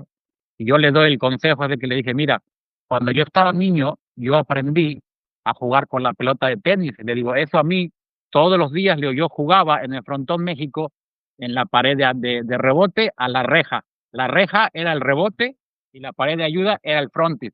Y ahí practicábamos todos los días, todos los días, todos los días, aprender a meter, aprender a parar la pelota. Y le dije un día, cuando puedas, le digo, si quieres, agarra la pelota de tenis y practica. Y efectivamente lo empezó a hacer y del día que lo conocí ahora, es otro pelotario y siempre me ha dicho que me da las gracias porque aunque fuera ya de grande, aprendió y mejoró y nos hemos ahora hecho una muy bonita amistad y ahora jugamos los Sí. torneos y quedamos campeones en Magic City. Sí. ¿Qué características tiene la cancha de Connecticut? La de Matt. Pues la de cancha de Connecticut es preciosa. Haz de cuenta que te estás metiendo al Miami Highlight de antes, pero en 36 metros, así. Es muy bonita. No se juega con pelota de Highlight porque se puede romper el frontis, las paredes, pero Matt, el dueño, consiguió una pelota que es muy parecida a la de Magic City, un poquito más pesada, y aparte que bota como de highlight y puedes tirar de arriba abajo, puedes tirar muy bien de lado. Lo único que no hace chicha por lo que es de goma, igual que pasa en Magic City. Mm. Después de algo más de 2 décadas de High Alive en Connecticut, ha quedado un pozo de aquella época, gente que iba al frontón, o ha desaparecido.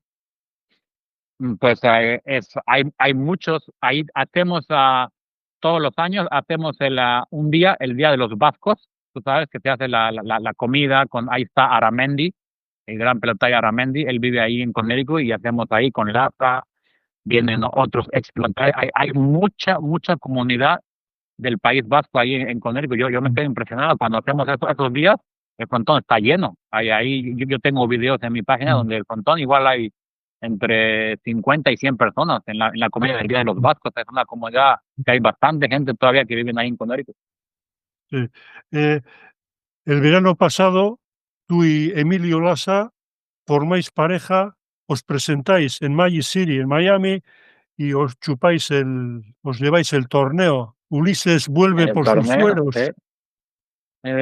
Y ahí está donde te digo que a veces no importa la edad que tengas ni nada, que hay que siempre escuchar consejos. Te voy a decir por qué fue la clave que ganamos.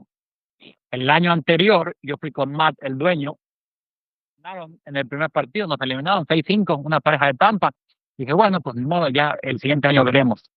Y el 25 con Laza, antes de que fuéramos para allá, para Miami, viene Mendy, el delantero, estaba en Connecticut y nos visitan ahí en el Highlight y empezamos a platicar de Highlight y esto y lo otro y me dice, Uli, dice, cuando vayas ahí, dice, olvídate de jugar como juegas en Dania y la rebote y todo eso. Dice, nada, eso no sirve en Magic City. Dice, tú dale de bajonazos, dice, dale de bajonazos ahí, ahí de la chapa que pegue ahí, dice, ahí van a fallar muchos. Y efectivamente, este pequeño consejo que me dio, traté de hacerlo y fue un 90% Zuli lo que me hizo quedar campeón ahí. Por ese consejo que me dio Mendy de cambiar la manera de jugar, porque pues en Magic City tiras a rebote y todo sale.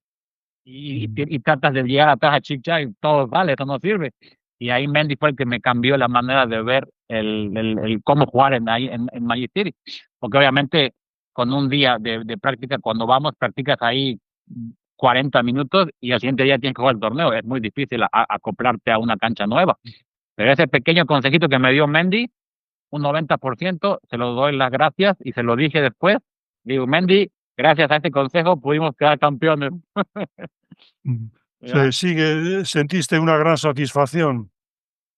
Sí, obviamente fue muy bonito y no tanto por mí, porque gracias a Dios, pues como te dije, yo tuve la gran dicha de jugar tantos años, pero más que nada por Laza, de que ahora él lo está disfrutando tanto porque tantos años que no jugó y él pues viene de una familia que toda la vida ha sido highlight. Su papá fue intendente muchos años, su hermano, el gran Ricky Laza.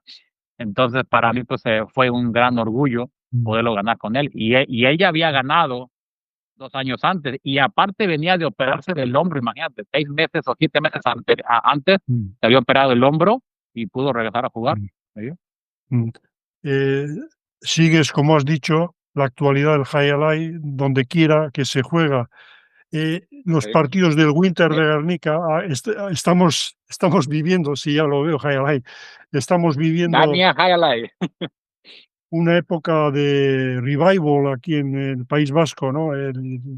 Los lunes del Winter Series de Guernica, 2000 personas, hay una liga todo el año, en los frontones vascos de Francia también, de la parte del Estado francés, se juega y se llenan también.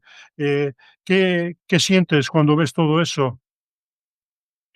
Pues la verdad, un gran felicidad, porque ver un frontón como Guernica con tanta historia, nunca me tocó estar ahí en vivo, pero con tanta historia, el frontón de Guernica es como el frontón México, son dos frontones que llevan mucha historia en el ambiente de highlight, y cuando hablas de highlight, tienes que hablar de México y de Guernica, que son donde se han formado grandes pelotarios, y ver el frontón así, con tanta gente y con tanta pasión, y el lunes que le estaban prácticamente cantándole a Lequerica, no sé si viste eso, que parecía que estabas en la cancha de Bilbao viendo al Athletic. Mm.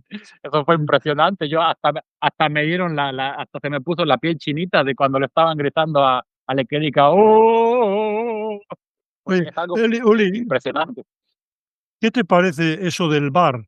El VAR en el que la jugada, cuando es dudosa, si le ha botado en la cesta, la ha tocado, luego la revisan en un monitor, el juez, y decide si cambiar el criterio. ¿Cómo lo ves? Por Pues ejemplo, el lunes pasado se armó allí un momento de bastante confusión en el último tanto al sí, tercer set, porque la pareja contraria achacaba que a Lequerica le había salido la pelota de la cesta, y luego resulta sí. que esa misma pareja dijo: "No, no, pero antes le ha tocado,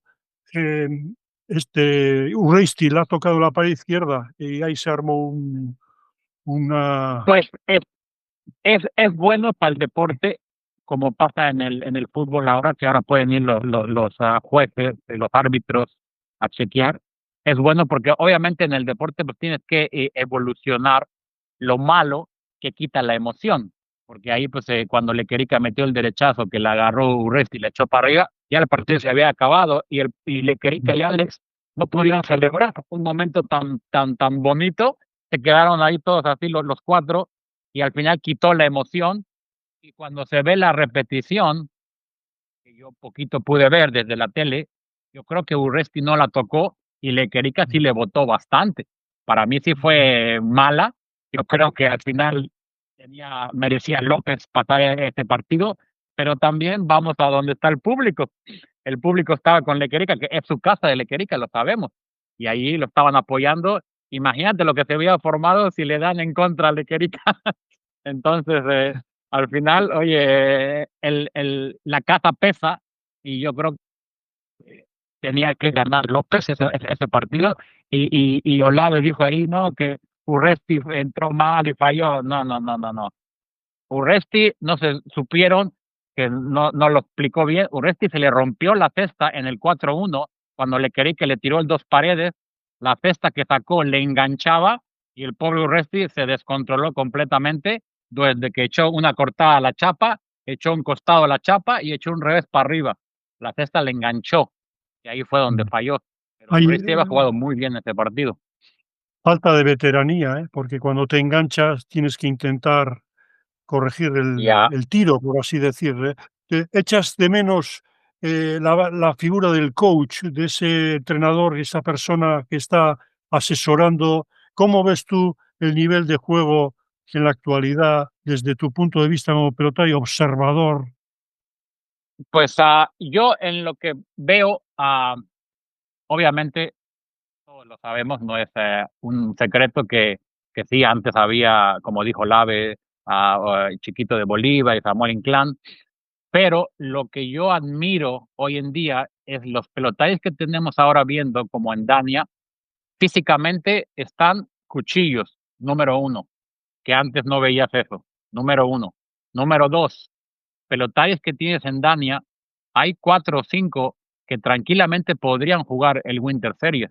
Entonces, a donde yo veo que, el número 3, Urresti, Goicheri, García, Shanika, Laduche, todos son pelotaris de menos de 25 años. Oye, antes con 25 años, Goicoechea, cuando era Goicoechea, jugó primero en Newport, jugó temporadas en Newport, tenía 19, 20 años, después brincó a Orlando y poco a poco se fue formando. Hoy en día, mira los partidos que están jugando con 23, 22 años. Obviamente con el tiempo van a llegar a más y más y más y más. Obviamente lo único malo, que como te dije antes, juegan 3 meses en Dania, entonces es muy complicado para un pelotario poderse desarrollar a un nivel de lo que había antes, porque antes Bolívar, pues sí, Bolívar era Bolívar, pero Bolívar jugaba todo el año. Mm. Samuel Inclán jugaba todo el año en México, Michelena jugaba todo el año en Miami, Arriaga jugaba todo el año en Dania.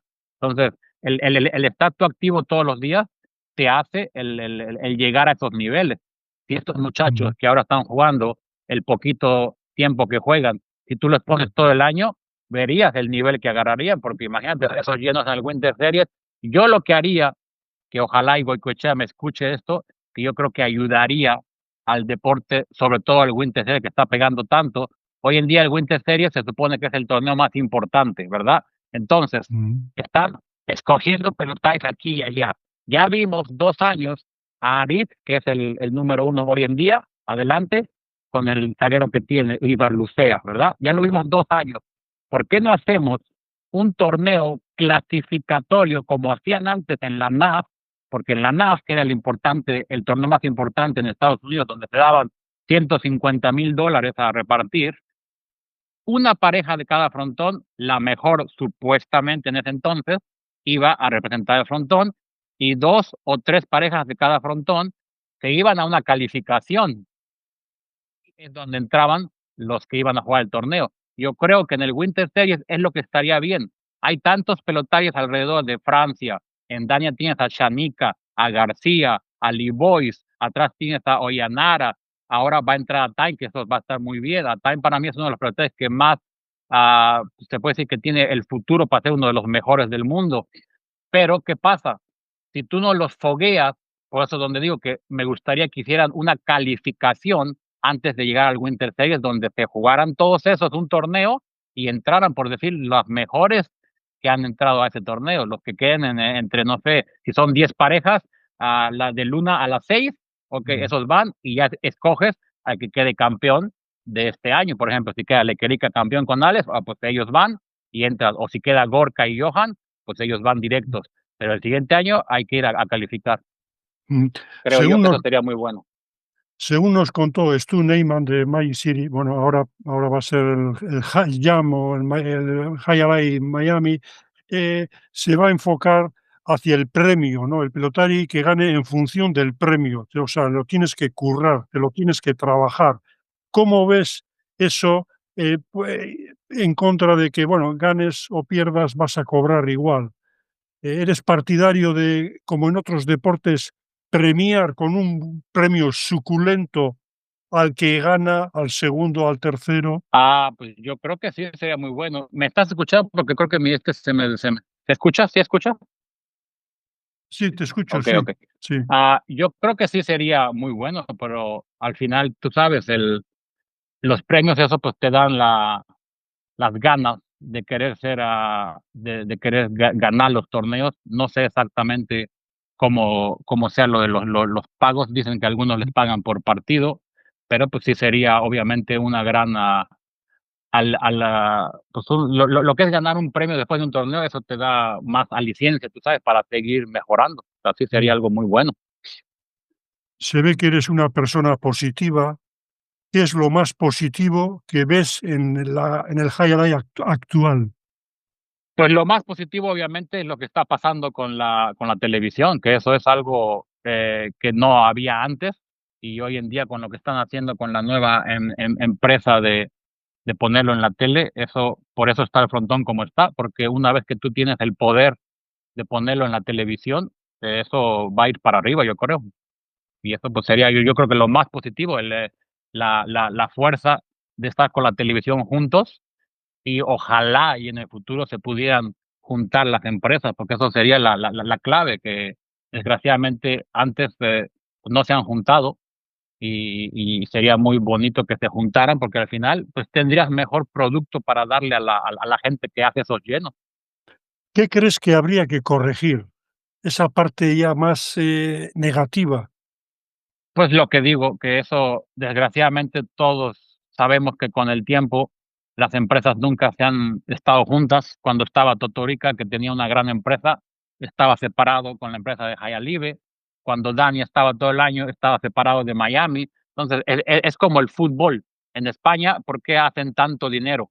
Cada quien tiene su equipo, pero están juntos como empresa.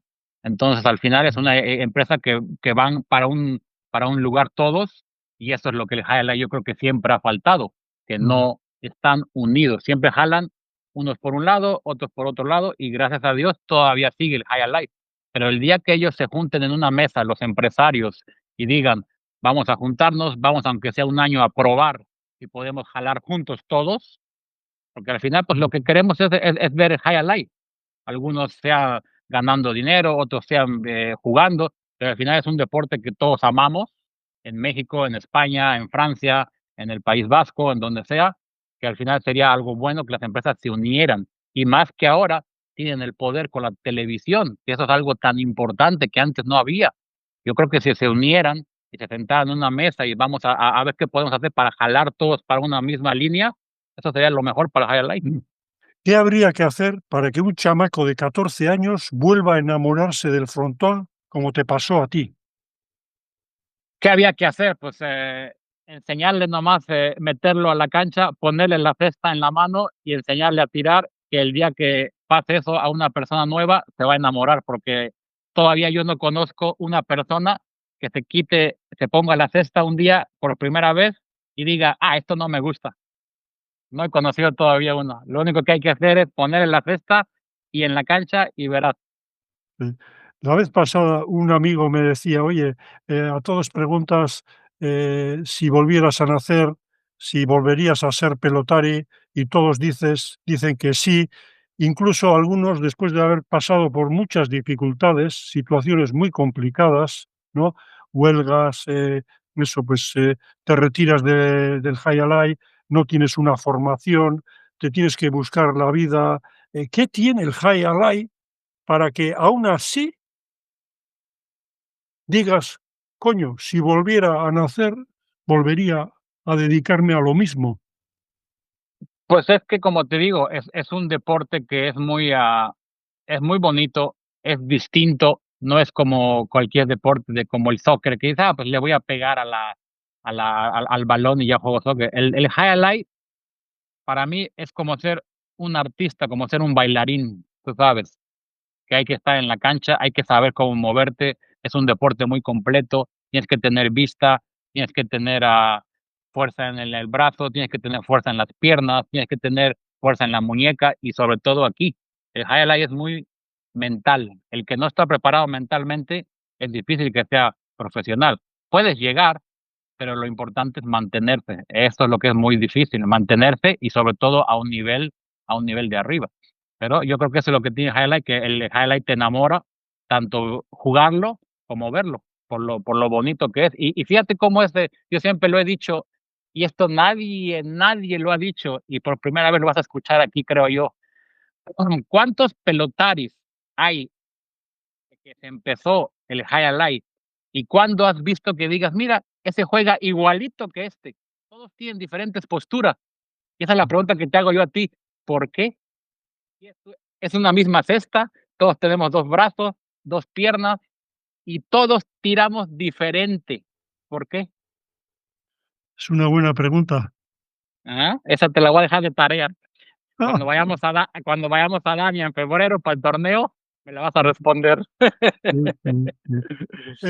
Has mencionas la mente, ¿no? La importancia de la mente, ¿no? Y eso estamos viendo ahora en el Winter de Guernica, que juegan, uno gana un set y luego resulta que el siguiente set, joder, los otros se vienen arriba y los otros abajo y a 5 tantos y parece, va a 5 pero en la cabeza, ¿quién es el pelotari más fuerte que tú has conocido mentalmente?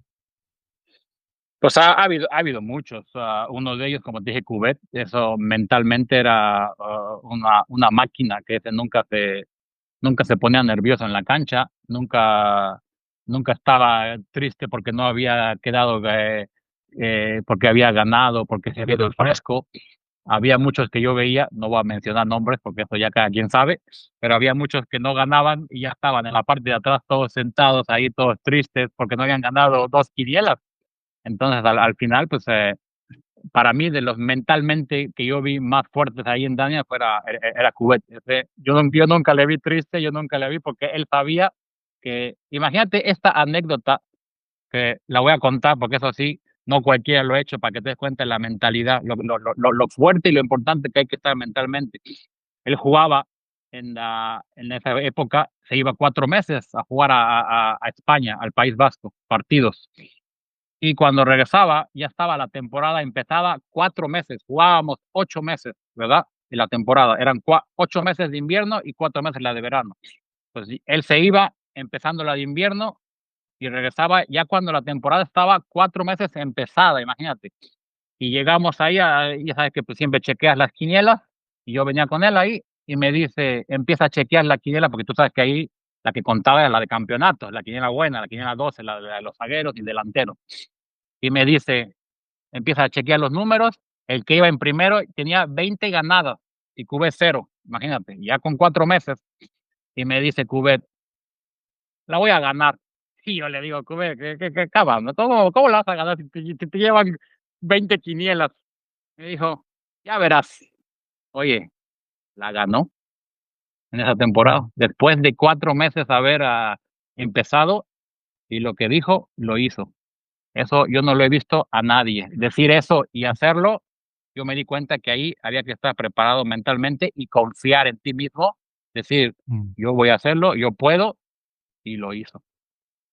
Yo creo que otro pelotari que fue muy fuerte mentalmente, aparte del tremendo juego que tuvo, era Chiquito de Bolívar. Bolívar también mentalmente era un pelotari que se venía, no arriba, pero siempre con, no sé, esa actitud, ¿no? De ese espíritu de campeón. De campeón. Es que al final yo digo que, y no es que sea guilladera, es que te la tienes que creer. Cuando tú te la crees, cuando te tienes confianza, y hay un momento que llega que, como le pasó a Eric, que Eric llegaba, empezó a ganar, empezó a ganar, empezó a ganar, empezó a ganar, y al final te sientes He-Man, tú sabes, dices, aquí no me gana nadie. Y Mm. eso mentalmente te trabaja, que tú dices, yo aquí soy el mejor y a mí no me gana nadie. Y eso te trabaja y te trabaja y te trabaja. Pero obviamente, pues hay que también trabajarlo, y no nomás llega de la noche a la mañana, eso con el tiempo. Y Bolívar, yo no me tocó desgraciadamente verlo jugar mucho, él nada más lo vi un torneo en México, llegó, en México hacían, Fernando Sierra él escribía en una revista que se llamaba Chula, la revista Chula. Ojalá algún día te la pueda conseguir, pero eran unas revistas muy bonitas de highlight, y era el dicho de la revista: Bolívar vino, vio y venció. Como, Así de como, sencillo, como Julio César, ¿no? como Julio César. Vini, Vino, vini, vio, vidi, vici.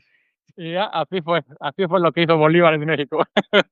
Oye, Uli, has mencionado la palabra guilladera y esa palabra es muy habitual en nuestro gremio, eh, esa soberbia, ese de aquí estoy yo, que puede ser, no sé, puede tener su parte positiva, negativa. Claro. ¿Hace falta un poco de guilladera o eso es Pues contraproducente? es como te digo, eh, está la línea donde hay pelotaris que eran guillados, ¿verdad? Y llegaban a la forma de que eran pesados, porque ya este es un pesado, es un guillado, y no juega ni para atrás. Pero está la línea donde dices, la guilladera que tú te tienes confianza, donde dices, yo soy aquí el mejor y yo voy a ganar. Y eso te lo provoca, como te digo, el ganar todos los días, el estar constante en la cancha, el ir a ensayar, el ir a prepararte, porque no nomás era, por ejemplo, en Dania no nomás era ir a jugar las quinielas, era ser Mm, constante como pelotari y como profesional, el ir todos los días a ensayar, ir a caminar a la playa, prepararte mentalmente y físicamente, porque había que aguantar todos los días a jugar ahí quinielas, no era fácil, pero mm, obviamente eso es un proceso, y como te digo, no era en forma de que digas, yo soy esto, no, era en forma de que tú te la creas, de que tú, y eso es lo que le falta, yo creo, un poquito a los pelotares de hoy en día que están en Dania. El día que se la crean, que digan, yo puedo llegar a donde llegó López, lo van a poder hacer, porque ahí tienes pelotaris como Atain, que tiene las facilidades y como cualquiera, que hoy en día, mira, Gorka a mí me encanta verlo jugar porque es un pelotario natural, no se esfuerza en nada, de revés hace las posturas así y de donde agarre, achula. ¿Pero por qué? Porque tiene la confianza de estar jugando todos los días. El día que Ataín tenga esa confianza de jugar todos los días, le va a pasar para mí a Gorka y le va a ganar. Y el Winter Series le va a ayudar mucho. ¿Por qué? Porque va a estar jugando ahí con pelotaris que juegan un poquito más que él y al final después lo va a formar a un nivel. Mm. Para mí en lo personal, Ataín es el que más tiene para llegar a un nivel de arriba. Mm. A tus 45 años, qué le dirías hoy a tu padre, a Pepe Nava, de 103 años, desde la grada o desde la memoria?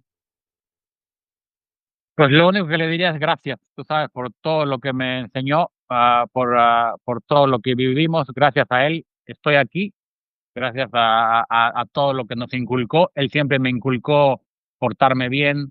Yo nunca tomé, eso fue de él. Él nunca tomó alcohol, yo nunca fumé, eso fue de él también. Él me enseñó a no necesitar tener alcohol, no necesitar tener cigarros.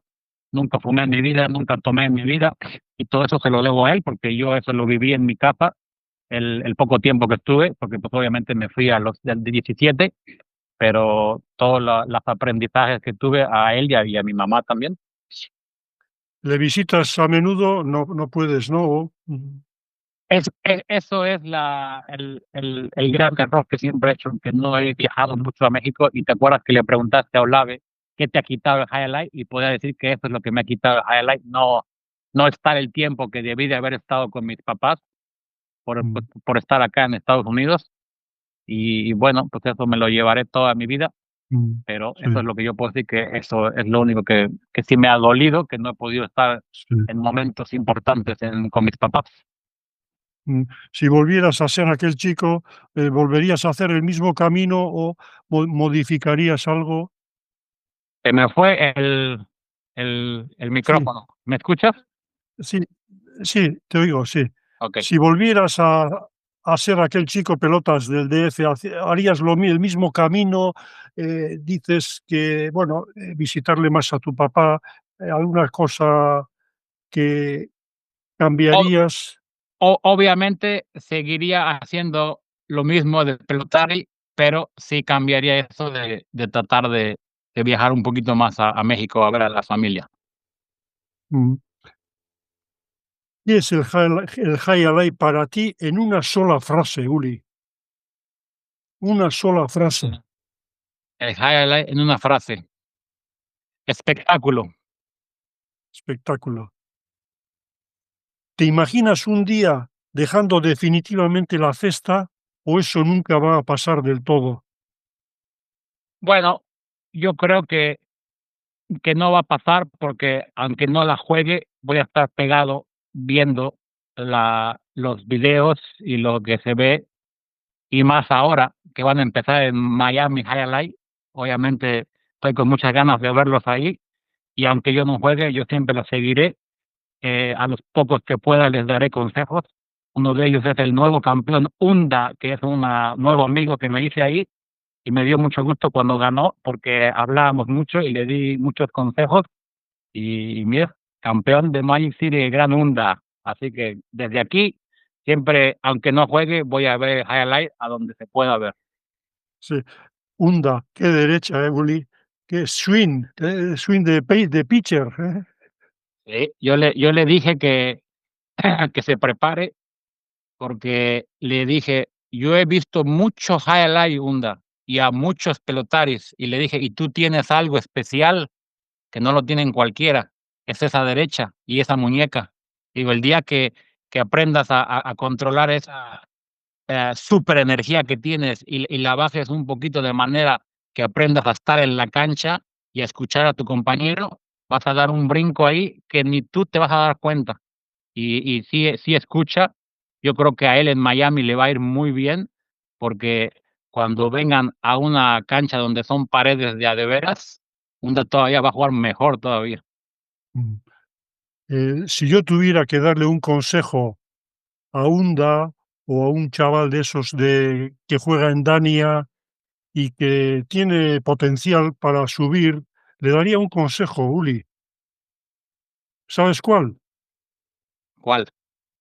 le diría: llama una vez a la semana a Boston y habla con la máquina para que me digas dónde tengo que corregir, qué estoy fallando, cómo me ves. Eso es lo que le aconsejaría. Muchas Coge gracias, el colega, muchas teléfono gracias. y llama a una persona que desde la distancia y desde esa, ¿cómo se dice?, imparcialidad, te pueda asesorar, porque yo creo que, volviendo a mis tiempos de joven, pues creo que era de escuchar, o al menos no creo que me era uno de estos que, no quería saber nada, pero sí echo de menos el no haber escuchado a esos veteranos que había, y gente que sabía, y que un pequeño, margen de mejora es una barbaridad, en un momento dado, ¿no? Porque cuando ya cumples unos años no vas a revolucionar tu juego, pero Claro, esos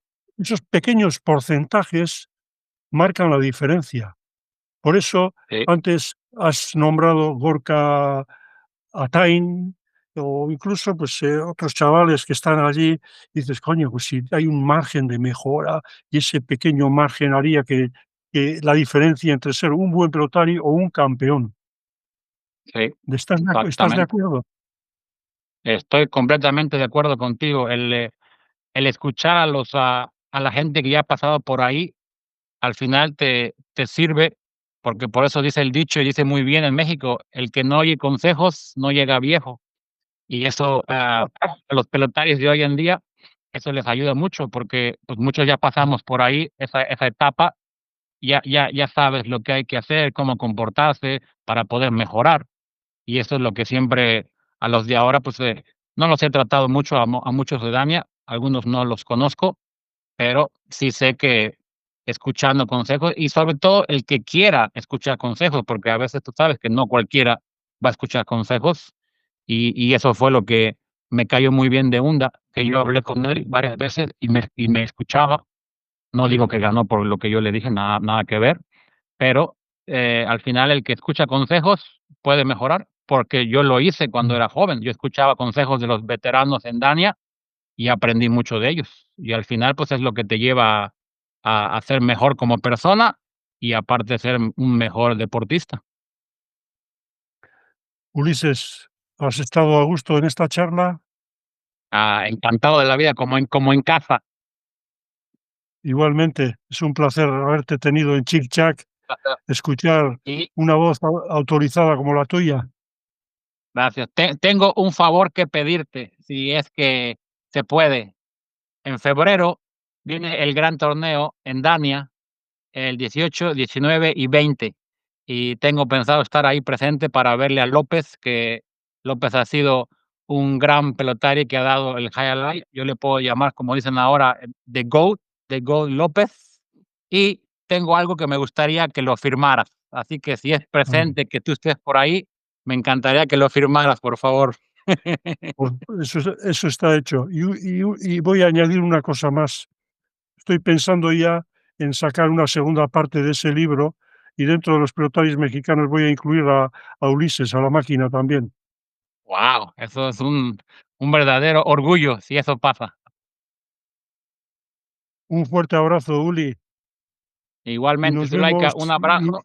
Y solo para terminar, muchas gracias por lo que haces, porque no sabes tú la de gente que te ve estos videos y gracias a ti hemos conocido cosas que nunca habíamos conocido y sigue para adelante porque es algo muy bonito. Le ayudas mucho a Highlight porque estamos lejos y mira, nunca nos habíamos conocido poquito aquí en Daña ya cuando jugaba con tu hijo y, gracias a ti hemos escuchado cosas que nunca sabíamos, y lo único que te puedo decir es muchas gracias, sigue para adelante y ojalá y tu canal crezca mucho, y mucho, y más. Y no te olvides de cuando vuelvas al DF con tu papá, tenemos que hacer esa entrevista. Queda pendiente, ¿ok? Primero Dios lo vamos a hacer, si Dios quiere. Un abrazo. Y muchas Un gracias a abrazo. los que nos veis y nos escucháis, y para que sigáis ahí, como dice Uli, vayamos creciendo y la comunidad, sea en Conérica o sea en Acapulco, en el DF, pues entre todos vamos a ir haciendo que crezca. Un abrazo. Hasta otra. Un abrazo. Bye, nos vemos en Dania.